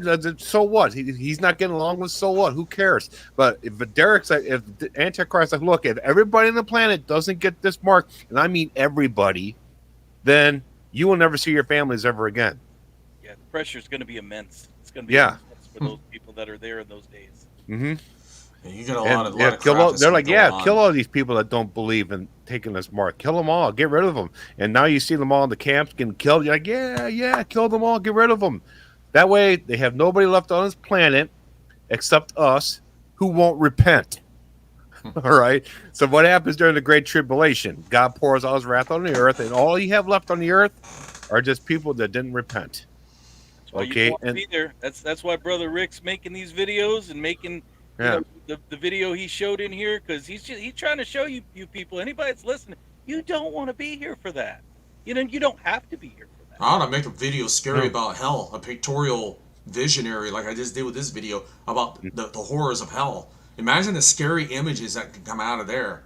You don't want to see a video like, you don't want to see me create a video like that. But if I have to, I will. And it'd be absolutely scary to watch, Right. You'd be like, oh, think twice about, On top of that, and I said that there won't be anybody left on the earth. No, there are those who are God's protecting. That's called it's known as the woman who is taken into the wilderness where she'll be kept safe, right? Which are essentially only just Jews. That's all that's left. As far as Gentiles, though, is either you take that mark or you get beheaded. That's it. Those are your options. Okay, and if you don't, and if somehow you don't get beheaded, and you're not faced with that, trust me, one of those creatures I saw in my dream, they're going to comb this whole entire country, wherever you're at. They're going to make sure every single person is dead. If you could try to avoid nuclear blast and go into your little your little bunkers and stuff like that, trust me, they'll get in there, they'll kill you. Maybe there's creatures. Get away. Yeah. Maybe there's creatures, Bob, that Satan has especially right for the job to sniff out all the people that don't have the mark. They'll come down and they can get into the ground because they have ways of doing it. And these creatures that are designed to sniff out the people that don't, they can sense if you have the mark. They walk around, they're foul, stinking creatures. They know who doesn't have the mark because they'll have the supernatural vision. Their body's in white or it's in red. If it's in red, they've got the mark. If it's in white, they haven't got the mark yet. And they'll know who's a believer or not. And the creature can come up and grab you and say, look, we're turning you into the, I know that sounds crazy, and then they have creatures that, for the people that are underground, deep under the mountains, they have creatures that can just bore their way into the mountain. I wouldn't be surprised, folks. And what are these giants, these big giants? They got big fists. They could punch right through them, a hole into the mountain and find you. There's a lot of stuff we don't know about, folks. We ain't there yet. So it's kind of sealed up in a book somewhere that this is all inside this book is what's going to be roaming around during the tribulation. If we just got a glimpse of it, and I say, Bob, look at this creature's going to be roaming around during the latter half. This thing does this, this, this. It's responsible for doing this. And that's just one creature. Now, literally hell will be released on earth, folks. Now, God's going to allow only so much because there's going to be a lot of people, not saying a lot, but every eye shall see Jesus coming back. And there's going to be a lot of people that will be saved and alive at the time. So we know right there by reading that in the Bible that there's only going to be a portion of the world's population killed off. Maybe half. Okay? But I tell you that half, a nuclear war is basically probably what's going to do that. Because you got radiation sickness, the atomic blast. I don't think most will be done by monsters and demons because God's not going to release monsters like those white spike mon. They could, but they're only limited what they could do. Now, we don't know. We're not there yet. So yeah, that's what I saw in my dream. You drew that just now, or did you put that in AI? No, that's this is the actual picture from Quiet Place. But that's essentially what I saw. You can see the horns on and everything, man. Yeah, well, there's going to be more of if you look at any alien movies now, these things are pretty much starting to look the same. Yeah. And they're always used as a form of depopulation for hard to reach humans. So those who And that's exactly what I saw. I saw that thing skid across my driveway, running up my driveway, like galloping like a horse. I think, man, that thing will just rip right through your house and get to you, man. Yeah, get the mark. It's messed up. You know, they'll have trouble with they guys with the guns and the helmets. They'll be going around the New World Order. They'll have their own global police force globally around the world. They'll all have the same probably uniforms or whatever. Well, those guys are going to be met with a big resistance. Hey, we're talking everybody's going to be trying to do what they can to fight them. Well, why not use those creatures and try? They can bore into your house and grab you really quick. Good luck on dodging those things. So there might be the help of Satan's army too. Now he does say that there's the locusts are released, or they had this thing, the hell. There's a huge army of locusts that get released. They have the skull face. That could be what those things are, and they're released in the world to kill off the world's population. There's a lot of things, folks. There's a lot of crap that's coming, and you don't want to be here for it. Do you want to do questions and answers starting now, Bob? It's 1/2 hour left. It's up to you, man. Your broadcast. Yeah, let's do it. Let's start doing it. Well, I mean, I'm just thinking if you guys are up for it. Here we go. Sue Gibson question. When do you think the time heaven stands for 30 minutes? Is it there somewhere in the Bible that says that the 7 years and 6 months? Who wants to answer that? That's he opens the seventh seal. So he opens the seventh seal. There's a space in heaven of silence of about half an hour. It's basically the seventh seal is basically the first way I see it. You have the first 6 seals, or narrates the first 3.5 years, and then the seventh seal alone will narrate the second 3.5 years, because that's where you have all the 7 trumpet judgments, bowls of wrath, and stuff like that. So, plus whatever happened, whatever was unleashed on the earth in the first 6 seals continues in the midst of the 7th seal. So it just compounds. But you think the first 6 seals are bad? Wait until the 7th seal is open. Amen. But that's why I think there's a space of half hour, because as soon as that 7th seal is open, man, it's like judgment on the earth. But the other thing too is right at the midpoint of the tribulation. So what happens? Like, I used to be a basketball player. So what happens right in the middle of the whole game? You have halftime. So everything. That was that crazy dude running around in the court. Yep. That was you, Bob. What's that? That was that crazy dude that we saw in the court years ago on TV. That was you, Bob. Yeah, so what do they do? They have a halftime. So I think that space for half hour is kind of like the halftime, because we just had a massive earthquake in the 6th seal and everything that happened there. And that was a warning from God that, hey, things are about to get exponentially worse. And we're seeing these 1-year warnings happening quite a bit now. We just talked about it previously in the beginning of the show, but the 1-year warning for the birth of the man-child. So we can see the 6th seal go off maybe 3.5 years in. So basically, like what, 3 years in, something like that. The 6th seal might be released. I don't know. But that would, I mean, something that big with the 6th seal earthquake will shake the whole planet. That is one warning that nobody will miss. That means, hey, you're about to receive the wrath of God in the next seal, which will be the 7th seal. And the 7th seal has the 7 trumpets. And those 7 trumpets blow everything up here during the second half of the tribulation. So that's what I think that space of half hour is there for. I think we're all praying for people there. I don't know. I think you brought up some interesting points, and I'm going to add just a couple things to that. First of all, before I do that, though, there was a user that keeps asking the time that this starts. Delilah Jed, Central Time is 7:30 to 9:30 we go on Monday nights. So there you go. They get a straight answer because I live in Central Time.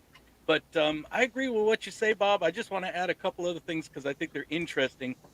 First of all, I have heard from a Hebraic perspective that this is about the length of time that the high priest would take to do the offering on the Day of Atonement.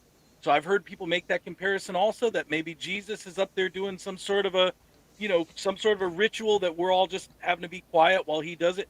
But the other thing that I think is interesting, and this is where my Bible studies are kind of unique. If you go over to my channel, of course, go to my YouTube channel, and that there's a link on there to my Rumble channel. That's where I keep all of the Bible studies that I'm never sure if they'll get banned on YouTube or not, so they stay on Rumble. But I've been going through this past year, the first 5 books of Moses, and I study it mostly from the English, but I go into some of the Hebraic stuff too. I mean, I read Hebrew. I've got a Torah scroll that I can actually reference. And what I've been teaching through is there's about 20 or 25 places in the Torah scroll where they have these things that are called anomalies. In other words, if you've ever seen a Hebrew Torah scroll, there's no punctuation. All the letters are written the same, all one size. Sometimes, however, the scribe would write a letter extra big or extra small, or a word will have dots above it. Or in this case, what I'm going to tell you about, there's a place in the Torah, and I can't remember right now because I wish I knew I would have had notes here before me, but there's a place in the Torah where a great judgment had just come upon Israel.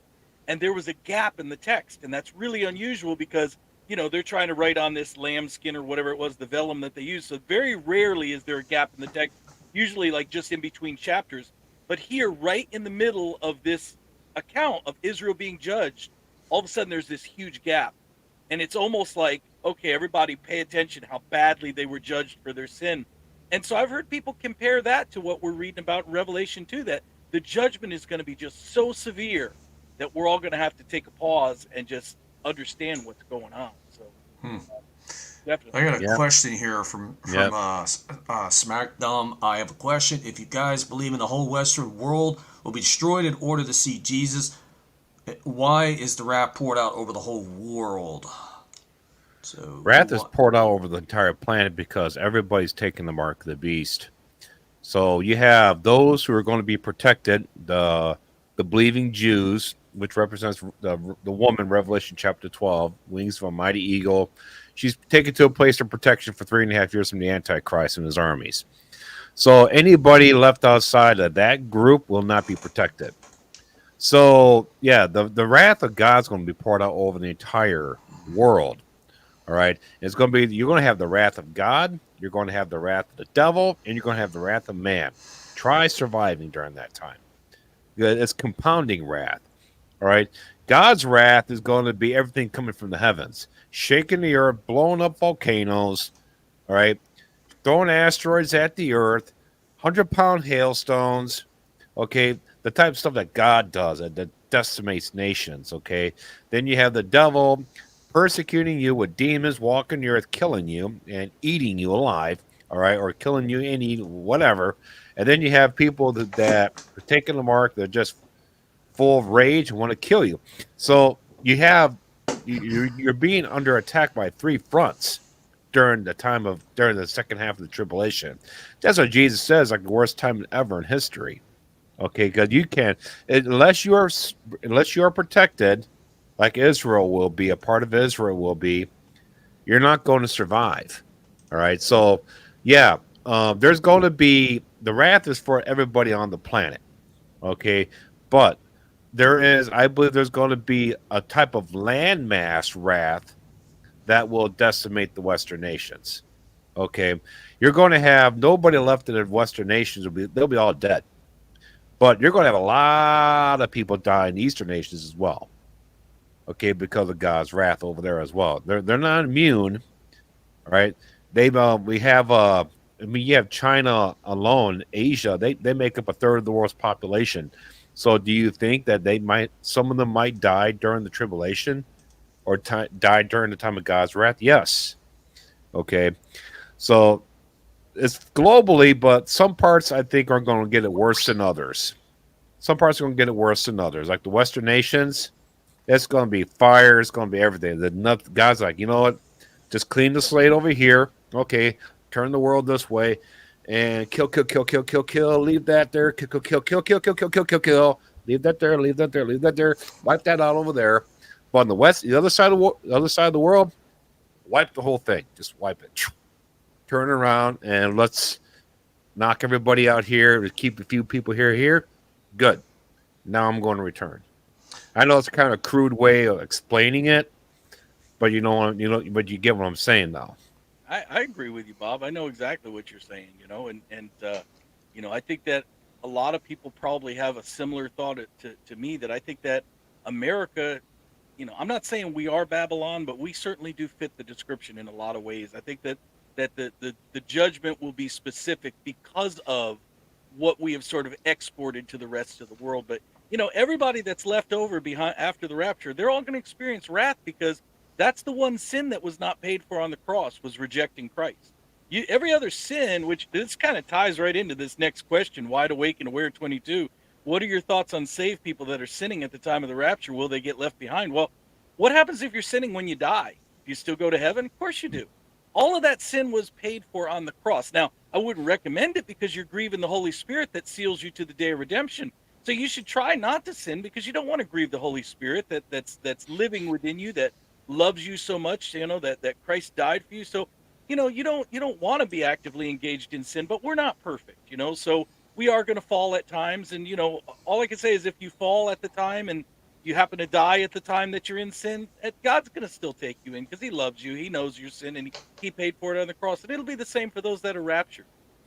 Well, here's a question I want to answer myself. Teresa Browning question: is it possible for a catastrophic event that might happen to wake people up? Yes, right now, especially God giving time before he pulls his church. Now, if he wants to wait another year, he can create a big example. A big example of a catastrophic event that could happen between now is what me and Bob laid out earlier in the show, that they're gearing up. Hazmat suits, army personnel going downtown, getting hotel rooms. All that's gearing up for something. Catastrophic event? Yes, it could happen between now and November 5th, or even, October 2nd and 3rd, and 1st and 2nd, the feast holidays. All that, folks. Now, between now and then is the time not to wait for something catastrophic. You want to do it now in case that does trigger the rapture. If you're not saved and that catastrophic event happens, that's going to get you saved probably. You'll be on your knees after that event. You'll be like, wow, man, I'm begging for God. Get me out of this mess. That will work to an advantage for God. But if it claims your life, that event, and you're not saved, that's where you don't want to mess with. That's why it's probably better not to wait for something catastrophic to happen. That's my point on that. Right. Let's see here. Question. Oh, boys. Hey, Rick, wait a minute. I saw one up here. There was a good one up here. This Go one ahead, right Derek. here. Question: is it mentioned in the Bible that God has appointed 6,000 years to man? Who wants to answer it? Well, I'll take it, but then I want to follow up with somebody else, because they're kind of following up on what we just talked about. Okay. I don't know that it says necessarily that man is appointed 6,000 years. Where I kind of get that idea from is, if you go back to Genesis, I believe it's chapter 5, where God's, he's talking to Noah, he's talking about the flood. He says, my spirit will not strive with man forever, but it's appointed unto man 120 years. Okay, so many of you may be familiar with that scripture. Well, if you look at it, that's not talking about man's lifespan. A lot of people think, well, God's limited our lifespan. After God said that, there were plenty of people that lived past 120 years. You could document that in the Bible. There's plenty of people. God didn't limit our lifespan to 120 years. Granted, most of us will never see that, but there were many people that lived beyond it. Was that the length of time that Noah built the ark? No, because it only took Noah about 100 years to build the ark. So what was God talking about? What I believe he was talking about is the Jubilee cycle, which is 50 years, which if you multiply 50 Jubilee cycles times 120 years, he says, my spirit will only strive with man for 120 years. 120 Jubilee years, which happens every 50 years, that's 6,000 years, if you do your math. So that's kind of my biblical anchor to that. But the other question I wanted to address was, we were talking about this, who goes in the rapture and if you're in sin. And someone named Gary Eastwood commented, didn't Jesus say, if you die in your sin, you cannot go where I am? And I want to be very clear. He did say that, but how do you die in your sin? Let's define that. You die in your sin if you do not accept him as your savior. Then yes, you do die in your sin and you won't go to where he is. You'll go to hell. You won't go in the rapture. But once you accept him, all those sins are paid for. And matter of fact, the lady that had asked that question, or the gentleman, I don't know by the username, but, had asked about, they followed up with, I thought the rapture was a reward. The rapture is really not a reward. I have to disagree with you there, because it's an act of grace, just like our salvation. People that have died in Christ will be resurrected. That's an act of grace. They didn't do anything to deserve resurrection. All they did was accept Jesus, and they will be resurrected. Right. Same thing with the rapture. It's just an act of grace. When God resurrects the dead, he takes us. He's evacuating his church. That's what he's doing. He's saving our butts because he's about to put this world through the ringer. So, he saves your spirit. He rebirthed your spirit, but he knows you're 3 in 1, Derek. He knows your body. The gift of salvation is a fully regenerated, rebirth being, and that means he has to rebirth your spirit and your body. Look, the only reason why he didn't regenerate your body yet is because the age of grace was going to last 2,000 years. So he couldn't just give you a brand new body because that would mean that he would have to close out the age of grace. So he couldn't do that with the first person like Paul or any of the Corinthians or the Gentiles at Thessalonica and stuff like that back then. So it took 2,000 years. So what will happen is you die, your spirit's saved, and you're taken to a holding place in heaven until every single spirit is saved, as supposed to be spiritually saved in the body of Christ, including ours today, which is added to that number. And then after the last spirit is saved in a fallen human body, then the rapture resurrection takes place, where then he can give everybody a new glorified body at that point. It makes perfectly good sense. Right at the end, he can go back and grandfather in everybody and give them all glorified bodies. You see what I'm saying? So that's why he did it that way.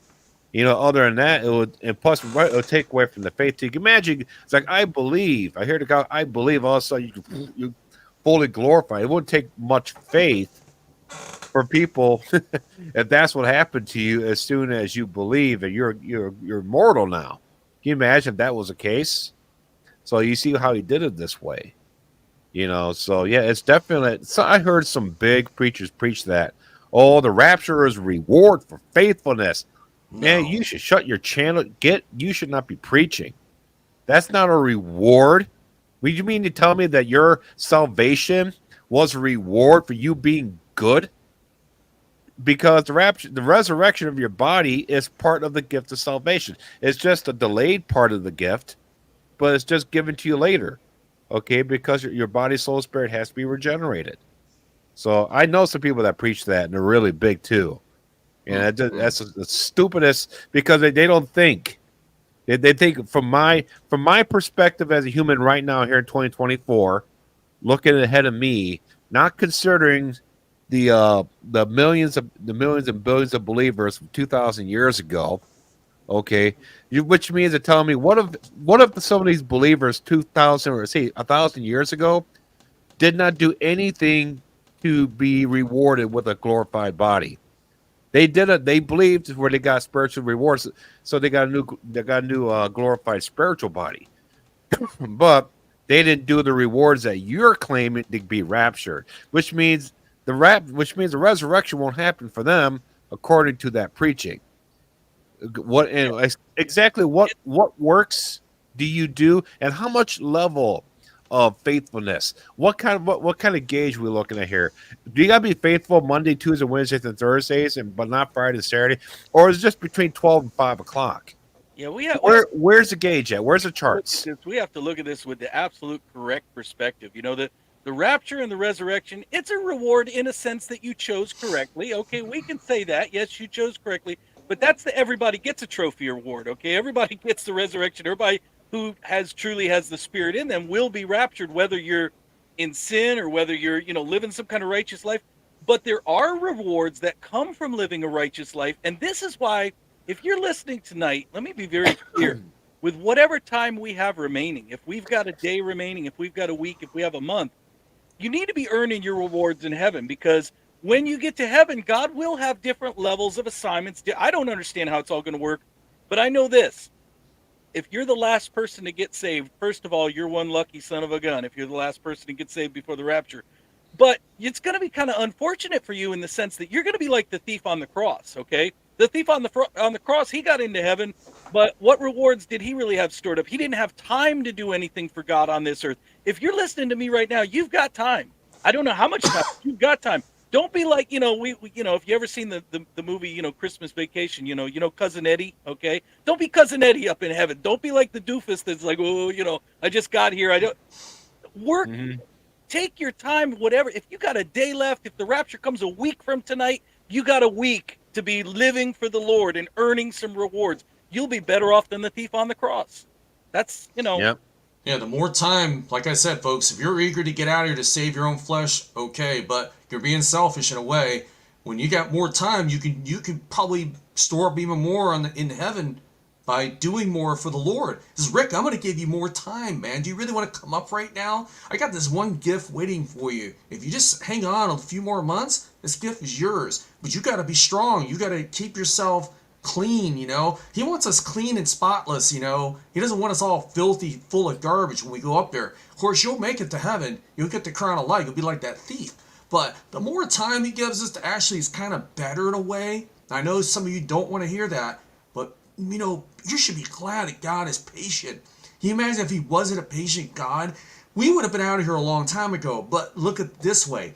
If He wasn't a patient God, He chastised His own children. If we get out of line, He spank you like a father. Like when a son gets out of line, you're lucky to like as soon as you sin, you're automatically being chastised at that second. Can you imagine if that was you'd be scared to even make a wrong move every day. Yeah. God is patient, and that is a good thing. I'm glad He's patient. I don't mind being here a little bit longer, but at the same time, I am tired. I want to go home, but during that time that we've got left, folks, we're about to hit the ground hard and try to do what we have, because you never know, folks. That is one of the big reasons why He didn't give the day and hour in the Bible.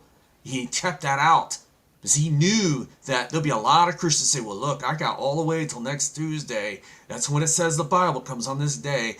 I think I'm going to do this and this and this one last time. I don't think you'll get upset with me. And then I'll be ready. Then I'll ripe up on that last day for the Lord and try to save that reward. Wrong, folks. Don't do that, because you don't know what day it's going to happen. It's going to happen today. It can happen tomorrow. He kept that out of the book, and that is genius. I would have done the same thing.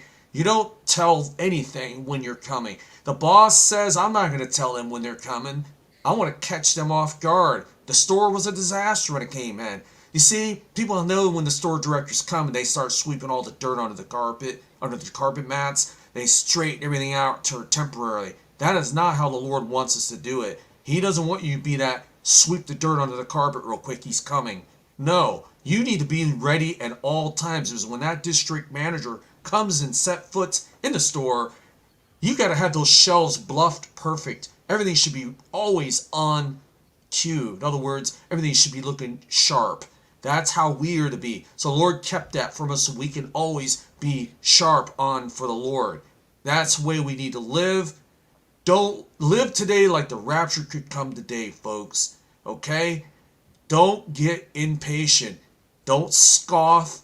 And I know I've done it before. I've scoffed as a man. Come on, God. What are you waiting for up there? I've gotten mad sometimes like that. When something goes terribly wrong in my day, I'm like, God, get us out of here. That's what I'll say. And then Rick, he'd be like, come on, man. I'll keep my promise. I am coming. Just be patient. God is patient with us. We are to be patient with Him. Now, the question, do we have any more questions? Oh, we got 6 minutes. You got Aaron from Got a Minute in the green room says he's willing to come on. I just saw that. I'm sorry. I was getting on a roll there. I didn't even see him pop in. Say hi to him. Okay, yeah. I'm going to let Aaron from Got a Minute, and we got more than a minute for you, Aaron. Welcome aboard, man. Hey, guys. Aaron. Hey, it's the end of the world, folks. Hey, Bob. Hey, Derek. Hey, Rick. Good to see you again. Good to see you. Good to see you. Oh, yeah. Two scoops of hallelujah. I can just taste that coffee right now when you sipped off there you go, like AMSR. I was actually just playing some hockey. I'm up in Canada, just getting the stick on the ice there, bud. And, gotta get the play going, bud. Yeah. Anyway, guys talking about Jesus and the end of the world or what? Amen. We're talking about what we were talking about just when you walked in is about God being patient with the church and not revealing the day and hour why He probably didn't give that away. And, I got on a roll there. I was like, come on, people, be patient. I didn't even look down at my ground screen there to see you pop up. Sorry about that, man. But That's all right. I Oh saw him in the boy, chat, and I've never things had are a chance going to meet Aaron, fast. so I called it out. I'm like, hey, let Aaron in because I want to say hi to him. Well, awesome, guys. So what's going on, brother? How you doing? Doing What are you good. excited about? Well, I'm I just put out a video a couple days ago about Jacob's age. I'm kind of excited about that. That is an exciting thing. So, I believe that Jacob he met Rachel and Leah when he was 77, and he married them both when he was age 84. 1948 plus 84, 2032, second coming, the final, marriage, if you will. And minus 7 years, 2025, beginning of trib. That's kind of where my mind's at right now. Of course, we can go anytime now, maybe. Nobody really knows. I'm only human. I am not God. Nobody here is God. Nobody knows the timing of God, but it's a really exciting timeline that we can actually sit on for a while, actually. Having this idea where it's Jacob's trouble. Jacob is Israel. Israel became a nation in 1948. At age 77, he met Rachel and Leah. And then he marries them both at the same time. And so a lot of people think that Leah represents the bride or the church, and then Rachel represents Israel. But you know what I was thinking today? I was really thinking about this, and I want to, maybe you guys can share what you think about this. Leah and Rachel were the mother of the 12 tribes of Israel. And in Ruth, at the end of Ruth, it says that, it kind of says that. It says that Leah and Rachel were, whatever, the patriarchs, if you will. So maybe they both represent Israel. And then I'm like, okay, so if Leah and Rachel both represent Israel, where's us? Where's the raptured group? Well, the chapter before it, we've got Jacob's ladder. And there's angels ascending and descending on this ladder. And God speaks to Jacob, and he reminds him of the promise he made to Abraham's seed. And but we are grafted into that Abrahamic seed. Galatians 3 talks about that. When we're saved, we get grafted into this covenant that God made before the law came. Because you guys all know the law doesn't save us. It's by grace that we are saved. And so we just have this really cool potential rapture picture in Genesis 28 with Jacob's ladder. And then, because it's maybe we're the seed in that ladder, ascending and descending. I don't know. It was just a lot of open thought today and study. And then, of course, maybe Leah and Rachel actually represents the tribes of Israel, Israel just in general after that. And so lots to think about. But the core thing is 84, Jacob marries both Leah and Rachel. I'm thinking that's second coming. I'm thinking that's 2032 minus 7 years. We got something to stand on. And we got something to stand on for the next little while, however long we're going to be here. This is not a theory that's going to just disappear in like 2 weeks. It's something that we can really chew on and really think about as we go. So that's what's exciting me. Another little category of excitement is I've been recently re-examining Ezekiel 38, and I think that Turkey is actually a really important country to be watching because they're really pivotal in Ezekiel 38. And you know what? They are not disappointing. They are showing up and they're ruffling the feathers. And so I was actually studying the Bible first, and then I'm like, okay, maybe we should look at Turkey. And then I went to go watch the news. That was like this week. I didn't even pay attention to the news. I'm like, Turkey's just really stirring the pot.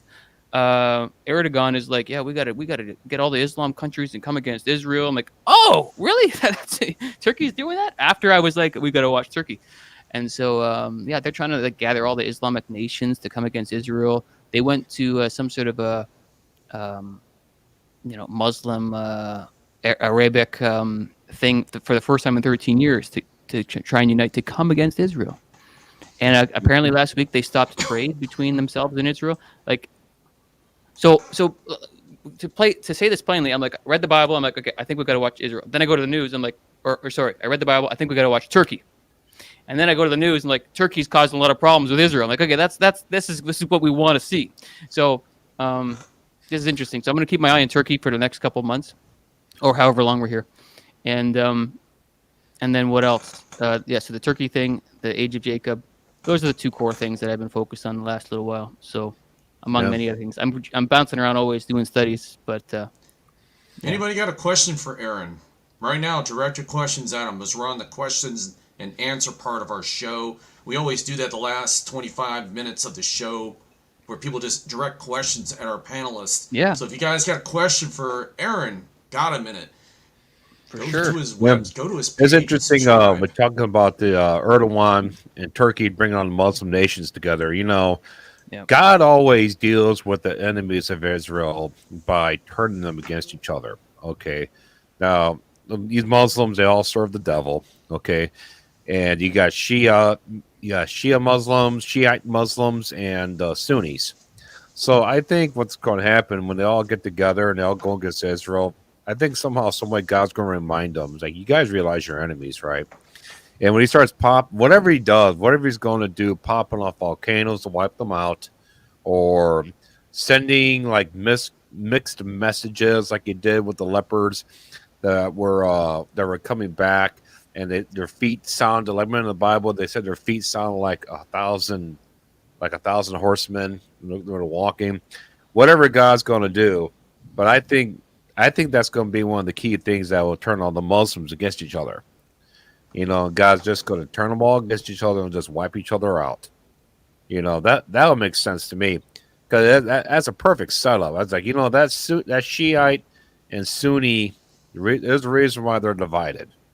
You know, and it's just maybe because of the fact that they realize we're not going to defeat Israel, so why don't we just go back to fighting each other? You know, maybe that's what happens right when they get to Israel. Who knows? One person, I see in the comments, it's just not a question, but just a comment. Who's it by? Eric says, Muslims are not the enemy, it is the West. Well, you know, I would say, Eric, I know it's not a question, it's a statement. I would say, you know what, if you haven't read the Quran or anything of that nature, I read a little bit of it, and it's like their story is the exact opposite of our story. Mm-hmm. When you read the book of Revelation, and then you go read the Quran, it's the exact opposite. The exact opposite. Everything in the Quran is exactly opposite of us. It's Antichrist. Literally on the Dome of the Rock, they're like, God has no son. Don't talk about the Trinity. And things on the rock, the Dome of the Rock, it's an abomination. To reject Christ is an abomination. And so they believe that their Mahdi is going to rule for 7 years. And they're going to behead people in the name of whatever. And they think that Jesus is going to come back, but they think Jesus is going to come back and say, oh, I was wrong about everything. I was just a prophet and all this kind of stuff. So really educate yourself on the Islamic faith if you want. I think that the Antichrist will certainly tie in. I think he's going to ride on the Islamic faith, because when the rapture happens and the Christians are gone, you know what the strongest religion in the world is going to be? It's going to be Islam. The Muslim people will be the strongest nation, and they will surround Israel. Israel's surrounded by Islamic nations, and so they're going to be a key player, in my opinion. And so, and I think the West has got to be out of the way at that time. So, I know it wasn't a question for you, Aaron. Yeah. What are your thoughts between now, the 7 days that we're on? So it brings us to the anniversary date of the September 23rd, which is the anniversary date of the 2017 Revelation 12 sign. Do you think anything could happen between now and up to next Monday? It's actually on the day my show comes back on air. What do you think could happen? Well, first I'll talk with my emotional brain. I want to get out of here as soon as possible. I want something to happen right now. Emotionally, please get me off this planet. I just said that earlier. Right? But I'm going to put my logical hat on now, okay? My logical hat on. So my logical hat says the best time for the rapture is the spring. Song of Solomon points to the spring. I think the best feast is Feast of Weeks, which I believe is Pentecost. And for me, that would be June 8th, 2025. My emotional side of me says, Aaron, you're nuts. There's no way. I want to go now. What are you kidding me? Next year? There's not even possible. I want to get out now, this month, this year. The logical side of Aaron says, I think the Feast of Weeks is the best one, Pentecost. So I can relate to people that are going to say, wrong. We're going this year. You're crazy. I would be saying that too if I was using my emotional brain. But my logical brain says Pentecost, Feast of Weeks, June 8th, 2025 is the best candidate. I don't know if it's going to happen on the day, but I love the typology. As soon as this Feast of Weeks passed this year, I'm like, I think I'm going to camp out here until next year, because this is a beautiful feast. But going directly to your question about the Revelation 12 sign, There's been a lot of stuff in movies about like a lot of crazy things happening on September 23rd. So that's interesting. Something catastrophic or crazy could happen on that day. Another direct answer, though this is probably a long answer. I'll try and be quick about it. The Revelation 12 sign, I believe, is not exactly what we thought it was. I think that it's really directly talking about Israel. I don't think its main purpose was to talk about the star constellation. I think its main purpose was to just tell us that it was representing Israel, because the Bible interprets itself. And Genesis 37, verse 9, tells us the description of Israel. And when Joseph was having a dream, this is Genesis 37, verse 9. This is Joseph dreaming. Then he dreamed still another dream, and he told it to his brothers and said, "Look, I have dreamed another dream. And this time the sun, the moon, and the 11 stars bowed down to me." All right, so we have the sun, the moon, and the 11 stars. And then Jacob says, so he told it to his father and his brothers, and his father rebuked him and said to him, "What is this dream that you have dreamed? Shall your mother and I and your brothers indeed come down to bow down to earth before you?" So Jacob recognized that Joseph was dreaming about Israel, right? So the sun is Jacob, the moon is Rachel, and the stars are the 12 tribes of Israel. Of course, he was dreaming 11 because Joseph was one of the tribes, right? So, well, of course, it gets a little bit hairy as you go, but we know that there's 12 tribes of Israel, and so he was dreaming about the brothers, the 11 stars bowing down to him. So when you go to Revelation 12:1, the woman has a sun, the moon, and 12 stars above her head. So Genesis 37:9 tells us what Revelation 12:1, the Bible interprets the Bible. And so I think that the direct prophecy is that it's simply Israel. Revelation 12:1 simply represents Israel. Although that was super cool, what happened in the stars, I don't regret it. I think it was cool. I don't think that it's a benchmark to give us a sense of timing. But I do think the woman represents Israel, and I do think the male child represents the raptured church. And I think that's why it's really important to understand this, because this gives more support to a pre-tribulation rapture. The woman is Israel, the male child is the church, meaning the church that has Christ, the Holy Spirit indwelt church, the male child. I don't think the male child is Jesus. I think it's the church that's raptured on Rapture Day. And so I don't know if I answered it or made it more confusing, but no, you did a good job with it. There's a question for Bob, and I just lost it on here. Oh, here it is. Bob, you want to read this one or answer it? This one's for you, buddy. So if the star of Jacob is a supernova supposedly happened 2,000 years ago, then how do we know it really happened if its light couldn't reach us until 2,000 years have passed? Well, it's the speed of light. It took 2,000 years to reach us. So that's what the scientists say. And it operates at the speed of light. You can't see a star going nova from that far away. It takes a long time. That's why I say you see stars in the sky that are no longer there anymore, but just took that long for the light of that star to reach us. So that's what happened with the star of Jacob. So it did go off 2,000. I mean, that star is no longer there. It's gone. Okay. It's almost like traveling through time almost, but the light of that event is finally going to reach us. But that star is long gone.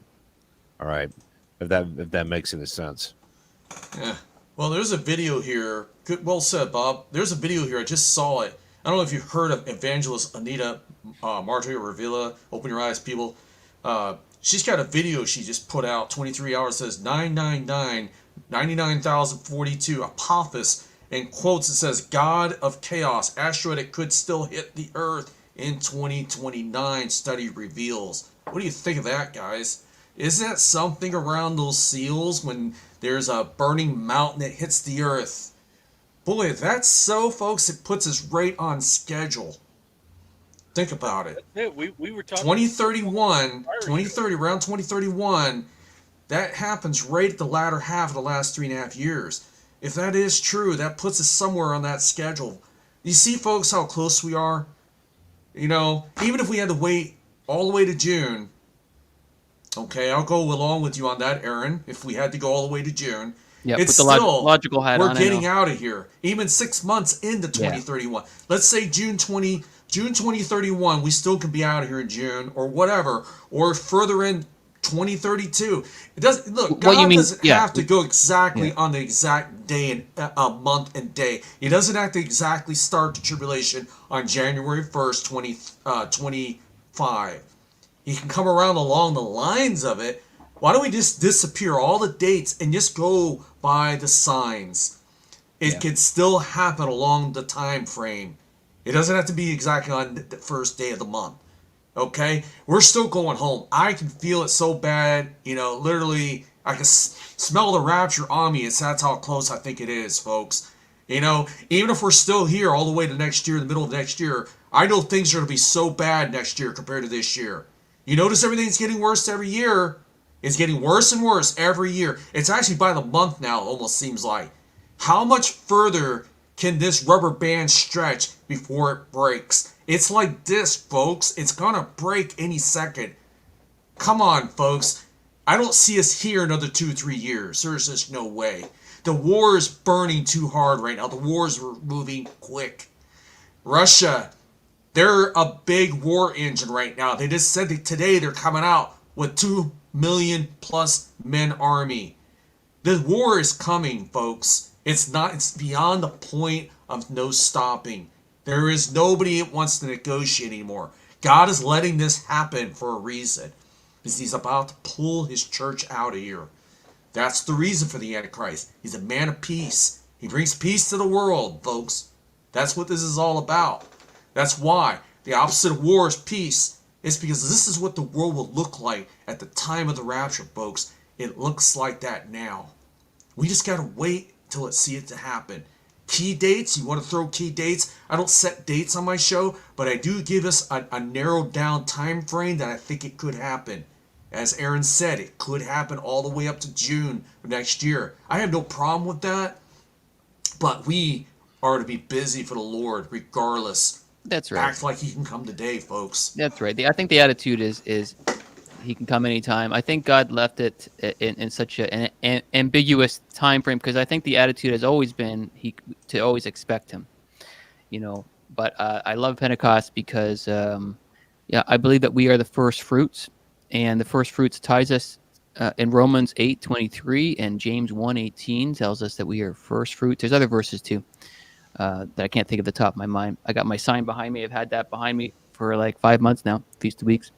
And on the Feast of Weeks, those 2 wave loaves, I believe, are us.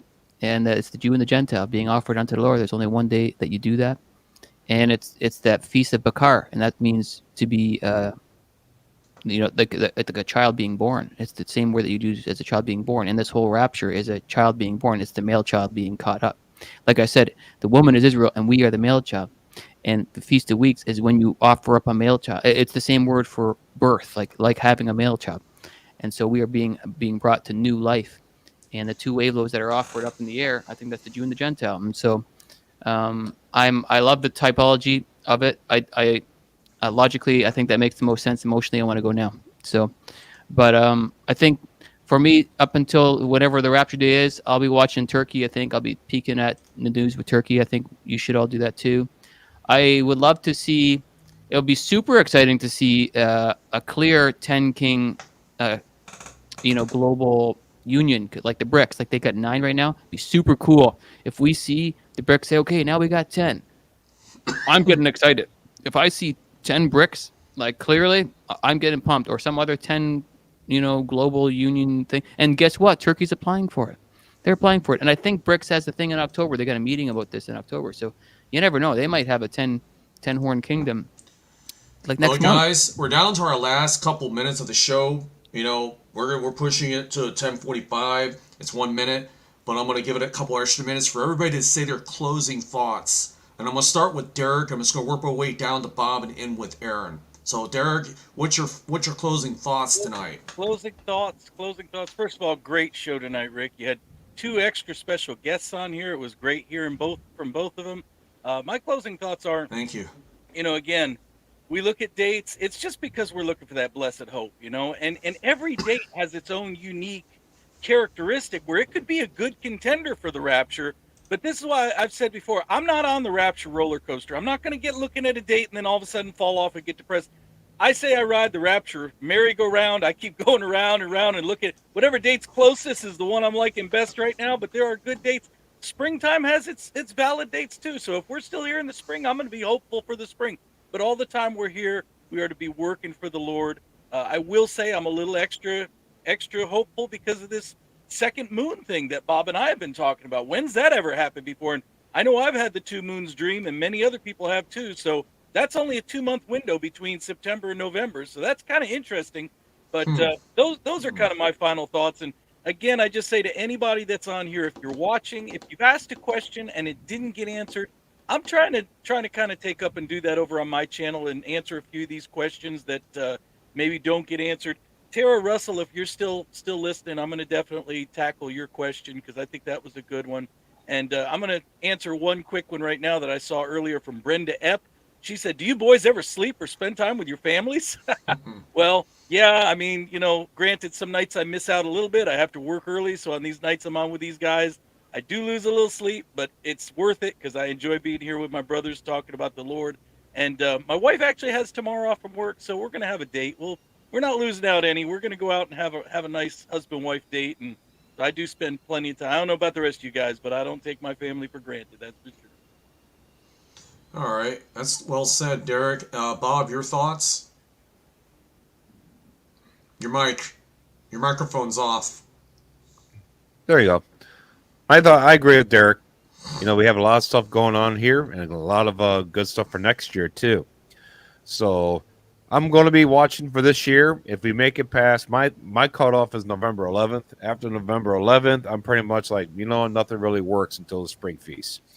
So I pretty much go dormant because I know we could probably look at Hanukkah. It's just not that strong. I just don't really get excited about that. So, yep, be excited now, okay?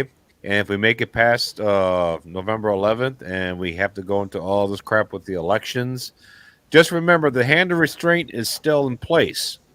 Okay, so all this bad stuff that we're talking about can't happen. Can't happen till the hand of restraint is removed. That means the rapture has to take place.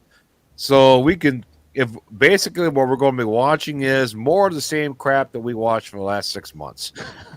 So that's what we're going to be doing for the next 6 to 8 months. More of the same crap, more stories, more.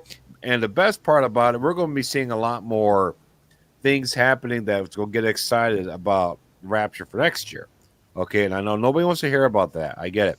So I know only fight the battles that are in front of us right now, But if we do make it past it, I'm okay with that. That gives us more time to get more people on the ark.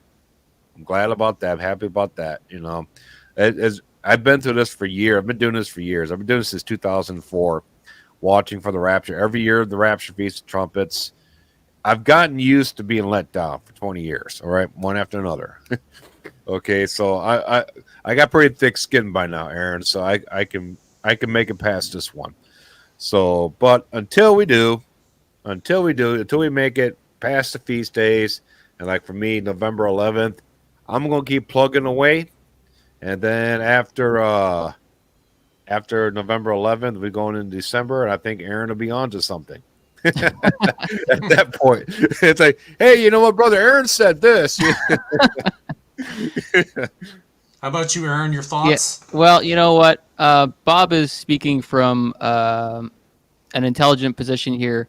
And, I haven't been doing this as long as Bob has. I've been doing it for 4 years, but I can relate to, man, I thought there were some days that were really going to be it. And they passed, like, darn it. Okay, back to the drawing board. But you know what? You get thick skin. So I'm really used to dates passing and all that kind of stuff. And I think, Derek, what you're saying is good. You don't want to ride the Rapture roller coaster. I get it. And so, you know what? Everybody's got to watch in the way that they got to watch. Some people, they don't want to talk about dates at all. I get it. Some people really want to talk about dates. That's good.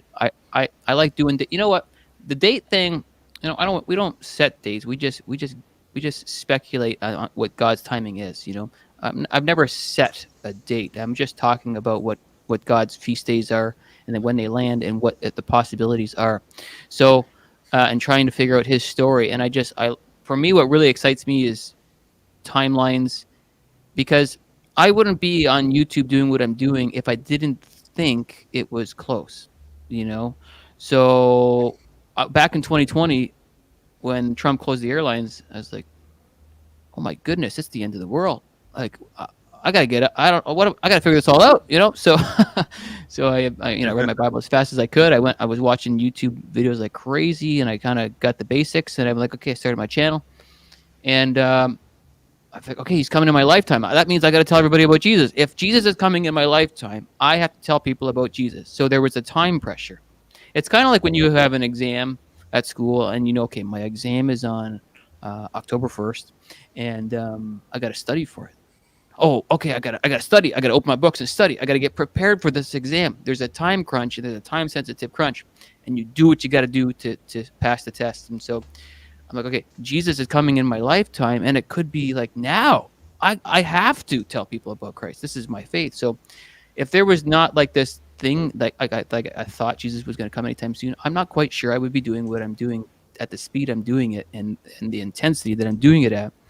And so for me, timelines matter. And having a general perspective of when he might come, it matters. It puts the fire out under my seat, if you will, and it gets me going. And so, but overall, in general, put the dates aside for a second and put the other stuff aside. I really want everybody to go from emotional mode to intellect mode. Like what I said right away is like, emotionally, I want to go now. Emotionally, I don't want to hear any logic. Emotionally, I don't want to hear any studies.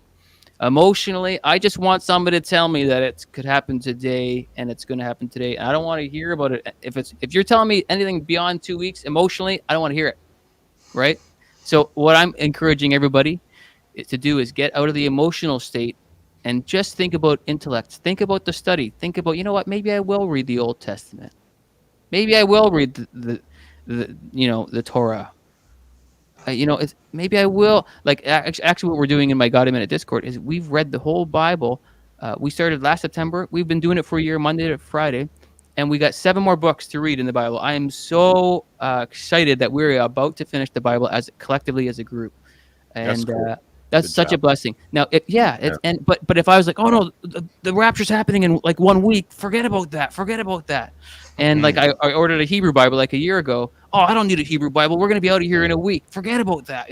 No. Like slow, steady. Take the emotional head off. Think logically for a second and think, how can I build the kingdom and how can I improve my faith walk with Christ as we wait for this rapture, hoping it's now, but logically, what's the most logical date? So I ask and submit to everybody, go from emotional mode to logic and try and have a balance between the two of them. And so that's it. Well That's said, Aaron. All right, guys. Nice. What we're going to do, if you guys want to stick around so I can say goodbye real quick, you're welcome to. If not, I understand. Guys, all I'm going to say is stop playing around with your eternity. Get on the boat now. Quit waiting and waiting and waiting, because it can happen today, folks. Okay? You wake up, every day is a new day when you wake up out of bed, and it's the day that could happen. You know that you're waking up out of your bed, it might be your last breakfast, and then we're out of here sometime in the afternoon. Or, God forbid, it be your last day. I'd rather it be everybody that's saved's last day than you just dying from a wreck or something. But the point is, if you don't have Jesus Christ into your heart, you don't saved. If you're not saved by the blood of Christ, that insurance, it's like insurance. You don't have any of that. If you run into somebody, you don't have Jesus, you're screwed. You're basically it's done. Game over. Stick a fork in it. And as you can see, these guys ain't playing around. They got their shirt on. They're not ashamed to wear that in public, because we know Christians are persecuted in public, especially in some countries.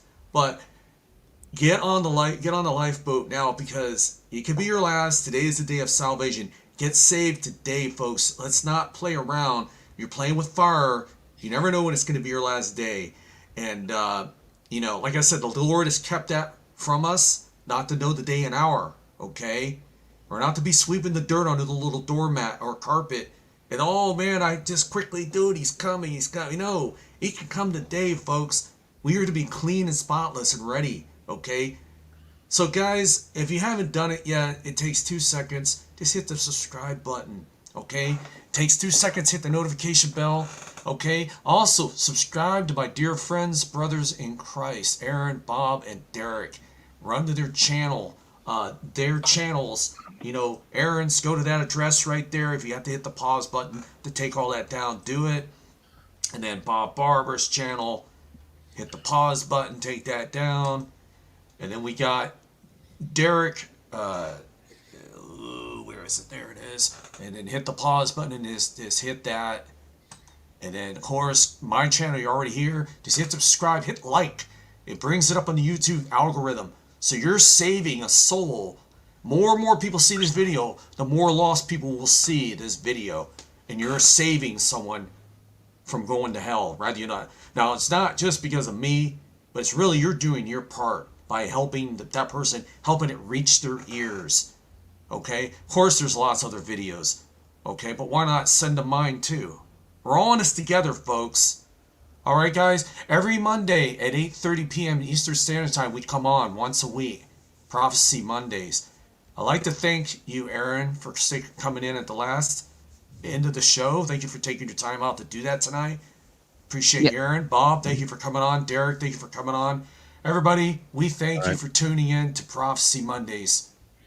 We will see you all next week, unless we hear the trumpet blow. And we kind of hope it does. We'll talk to y'all later, guys. Have a good one. God bless everybody. Hey, God bless.